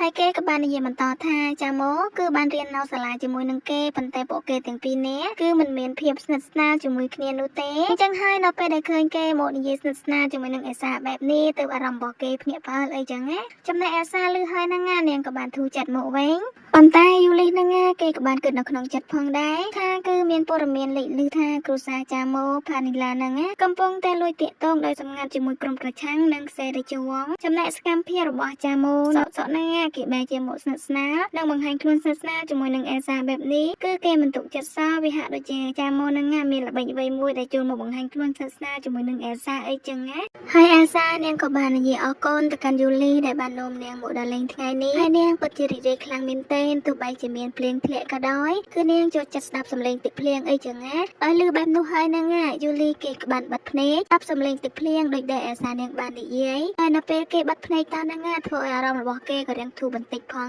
ដែរហើយពេលនោះដែរយូលីហ្នឹងគេក៏បាននិយាយតិចថាមានអេសាជាប្រពន្ធរបស់គេពិតជាសប្បាយរីករាយខ្លាំងណាស់អេសាហ្នឹងនាងស្ដាប់មិនសូវច្បាស់ក៏បានប្រាប់ថាអូយូលីហ្នឹងនិយាយម្ដងទៀតបានអត់ហើយពេលនោះដែរអេសាហ្នឹងយូលីមិនទាន់និយាយផងហ្នឹងគេហ្នឹងក៏បានកណ្ដាលហើយឃើញបែបនោះយូលីហ្នឹងគេដោះអាវធំរបស់គេហ្នឹងយកមកដណ្ដប់ឲ្យអេសាហើយយូលីហ្នឹងគេក៏បាននិយាយថានៅទីនេះគឺនៅចិត្តច្រកចាញ់អីចឹងណាអញ្ចឹងហើយហ្នឹងគេគួរតែនាំគ្នាចាក់ចាញ់ដើម្បីត្រឡប់ទៅវិញអេសានាងក៏បាននិយាយថាប្រសិនបើចាក់ចាញ់ទៅទាំងបែបនេះច្បាស់ណាស់នឹងធ្វើឲ្យយូលីហ្នឹងទៅទឹកភ្លៀងជាមិនខានយូលីគេប្រាប់ថាអីនោះទេកុំរំពីគេអីនិយាយហើយហ្នឹងយូលីគេក៏បានចាប់ដៃអេសារបស់យើងហើយក៏បានរត់ទៅក្រុមដំណក់ទឹកភ្លៀងជាមួយគ្នាអីចឹងណាទីទៅស្នេហ៍របស់ពួកគេហ្នឹងគឺចាប់ដើមភីងអីហើយនៅពេលធ្វើដំណើរត្រឡប់មកដល់ផ្ទះវិញយូលីហ្នឹងគេក៏បានគេងលក់លើស្មារបស់អេសាហើយអេសាហ្នឹងនាងក៏បាននិយាយថាប្រហែលជាយូលីហ្នឹងហត់នឿយអីចឹងណាហើយអ្នកបម្រើពីរនាក់ទៀតហ្នឹងគាត់ក៏បាននិយាយថាប៉ុន្មានថ្ងៃនេះយូលីហ្នឹងរវល់ការងារខ្លាំងមែនទែនទៅធ្វើឲ្យគាត់ហ្នឹងមិនបានគេងអីចឹងណាហើយអេសាហ្នឹងនាងក៏បានហៅទៅកាន់យូលីហើយយូលីហ្នឹងបែរជាដួលទៅលើជើងអេសាទៅវិញដោយឃើញបែបនោះយូលីហ្នឹងនាងក៏បានស្ទាបមើលឃើញថាខ្លួនរបស់គេហ្នឹងគឺពិតជាក្តៅខ្លាំងមែនទែនបន្ទាប់មកហ្នឹងលោកគ្រូពេទ្យក៏បានពិនិត្យឲ្យយូលីហើយក៏បានប្រាប់ថាយូលីគឺគុណផ្ដាសាយហើយគាត់ក៏បានណែនាំឲ្យលេបថ្នាំតាមវេជ្ជបញ្ជាអីចឹងណាដល់ពេលនោះដែរយូលីហ្នឹងគេក៏បានយល់សប្តិដោយឃើញថាម្ដាយរបស់គេហ្នឹងគឺបានដាក់ដៃគេដើរលេងហើយនៅពេលនោះស្រាប់តែឃើញឪពុករបស់គេហ្នឹងកំពុងតែនៅជាមួយនឹងមនុស្សស្រីផ្សេងទៀតហើយយូលីហ្នឹងគេបំរុងនឹងរត់ទៅឪពុករបស់គេប៉ុន្តែម្ដាយរបស់គេហ្នឹងគឺបានទាញទុកមិនឲ្យយូលីហ្នឹងចូលទៅនោះឡើយហើយគាត់ហ្នឹងគឺពិតជាខ្លាំងមែនទែនប៉ុន្តែគាត់មិនបញ្ចេញឲ្យយូលីឃើញនោះទេហើយគាត់ហ្នឹងគឺបានបញ្ចេញទៅជាមួយនឹងសម្លេងទឹកភ្លៀងដោយគាត់បាននិយាយថាគឺថ្ងៃនេះគឺពិតជាថ្ងៃដែលអាក្រក់ខ្លាំងមែនទែនដែលមានភ្លៀងធ្លាក់ធ្វើឲ្យការដើរលេងហ្នឹងគឺមិនសប្បាយទល់តែសោះយូលីហ្នឹងគេក៏បានយល់នឹងដឹងអំពីអារម្មណ៍របស់ម្ដាយរបស់គេហ្នឹងគឺពិតជាខ្លាំងមែនទែនពេលនោះដែរហ្នឹងស្រាប់តែបានលេចរូបរាងជាមួយនឹងអេសាក៏បង្ហាញខ្លួននៅក្នុងសុបិនរបស់គេផងដែរដែលអេសាហ្នឹងគឺបានបង្ហាញនៅស្នាមញញឹមហើយនឹងមានពន្លឺចាំងមកលើរូបរបស់គេថែមទាំងអេសាហ្នឹងបាននិយាយថាគឺគេចូលចិត្តស្ដាប់សំឡេងទឹកភ្លៀងអីចឹងណាដែលវត្តមានរបស់អេសាគឺបានធ្វើឲ្យចិត្តរបស់គេគឺបានស្ងប់ហើយក៏បានភ្ញាក់ពីការយល់សប្តិហើយនៅពេលភ្ញាក់ឡើងហ្នឹងស្រាប់តែឃើញអេសាក៏នៅទីនោះជាមួយនឹងស្នាមញញឹមរបស់នាងដែលបង្ហាញមកកាន់ខ្លួនហើយអេសានៅពេលឃើញយូលីដឹងខ្លួននាងក៏បាននិយាយថានៅពេលត្រឡប់មកពីសួនវិញគឺយូលីនឿយហត់ខ្លាំងពេកហើយនឹងត្រូវទឹកភ្លៀងទៅធ្វើឲ្យគេនឹងផ្ដាសាយហើយពេលនេះគឺនាងនឹងទៅរកអាហារនិងទឹកដើម្បីឲ្យគេនឹងញ៉ាំប៉ុន្តែនៅពេលដែលអេសានាងក្រោកទៅនឹងយូលីគេក៏បាន បានចាប់អេសាជួបពេលអេសាបែរមកវិញយូលីគេក៏បានប្រាប់ថាឲ្យអេសាគឺនៅទីនេះនៅជាមួយនឹងគេបានអត់អេសាហ្នឹងក៏បានយល់ព្រមដោយរីករាយផងដែរហើយបន្ទាប់មកហ្នឹងពេលព្រឹកក៏បានមកដល់ហើយនៅពេលយូលីគេងើបឡើងឃើញថារាងកាយរបស់គេហ្នឹងគឺបានធូរច្រើនហើយនៅពេលនោះដែរគេហ្នឹងក៏បានកលេចឃើញអេសាគឺនៅក្បែរគេពេញមួយយប់ផងដែរហើយធ្វើឲ្យគេហ្នឹងក៏រៀងភ្ញាក់ផ្អើលផងដែរមិននឹកស្មានថាអេសានៅកំដរគេពេញមួយយប់បែបនេះសោះហើយបន្ទាប់មកហ្នឹងអេសានាងក៏បានយកទឹកបន្លែឲ្យយូលីដោយគ្រាន់តែយូលីគេឃើញហើយហ្នឹងធ្វើឲ្យគេហ្នឹងគឺដូចជាមិនស្រួលសោះហើយគេហ្នឹងក៏បានសួរកាន់អេសាតើគ្រឿងផ្សំរបស់វាមានអ្វីខ្លះអេសាបានប្រាប់ថាកុំបារម្ភអីទាំងអស់នេះគឺយកទឹកបន្លែរបស់នាងដែលនាងហ្នឹងគឺបានបេះវានៅក្នុងសួនហើយនាងគឺបានធ្វើដោយផ្ទាល់ដៃរបស់នាងផងដែរហើយអេសាហ្នឹងនាងក៏បានបន្ថែមថានៅពេលដែលយូលីញ៉ាំទៅហ្នឹងធ្វើឲ្យគេហ្នឹងមានកម្លាំងអាចងើបទៅធ្វើការបានលឿនអីចឹងហើយយូលីហ្នឹងគឺគ្មានប្រកែកអីចាញ់មានតែទ្រាំញ៉ាំតែប៉ុណ្ណោះហើយយូលីហ្នឹងគេក៏បានអរគុណទៅកាន់អេសាដែលអេសាហ្នឹងនៅមើលថែគេអីចឹងហើយអេសានាងក៏បានប្រាប់ថាអត់អីនោះទេវាជារឿងធម្មតាទេព្រោះថាពួកគេទាំងពីរនេះគឺជាគ្រួសារហើយនាងក៏រីករាយផងដែរដែលយូលីហ្នឹងបានជាសះស្បើយឡើងវិញយូលីឮហើយហ្នឹងគេក៏បានគិតនៅក្នុងចិត្តគេមិននឹកស្មានថាអេសាអាចធ្វើឲ្យគេមានភាពកក់ក្ដៅហើយនាងគឺអាចមើលថែគេយកចិត្តទុកដាក់ចំពោះគេដែលធ្វើឲ្យគេហ្នឹងមានអារម្មណ៍ថាពេលនេះគេមានគ្រួសារអីចឹងហើយបន្ទាប់មកហ្នឹងអេសានាងក៏បានបង្ហាញថ្នាំដែលលោកគ្រូពេទ្យហ្នឹងគាត់បានទុកឲ្យយូលីគេឮហើយហ្នឹងគេកន្លងភ្ញាក់ផ្អើលហ្មងព្រមបាញ់ហ្នឹងទឹកដែលគេបានញ៉ាំគេគិតថាជាថ្នាំអីចឹងតែអេសាហ្នឹងនាងក៏បានប្រាប់ថាអត់នោះទេទឹកអំបាញ់ម៉ែងគឺជាទឹកបន្លែរបស់នាងតើយូលីឮហើយហ្នឹងគេឡើងអស់សំណើជាមួយនឹងខ្លួនឯងហ្មងហើយយូលីហ្នឹងគេក៏មានអារម្មណ៍ថាកក់ក្ដៅជាមួយនឹងស្នាមញញឹមនៅពេលដែលអេសានាងញញឹមហើយនឹងនៅក្បែរគេដែលធ្វើអារម្មណ៍របស់គេពេលនេះគឺកក់ក្ដៅដែលធ្វើឲ្យគេគឺមានអារម្មណ៍ថារីករាយសប្បាយចិត្តនិងមានអារម្មណ៍ថាខ្លួនឯងគឺត្រឡប់មកមានគ្រួសារវិញអីចឹង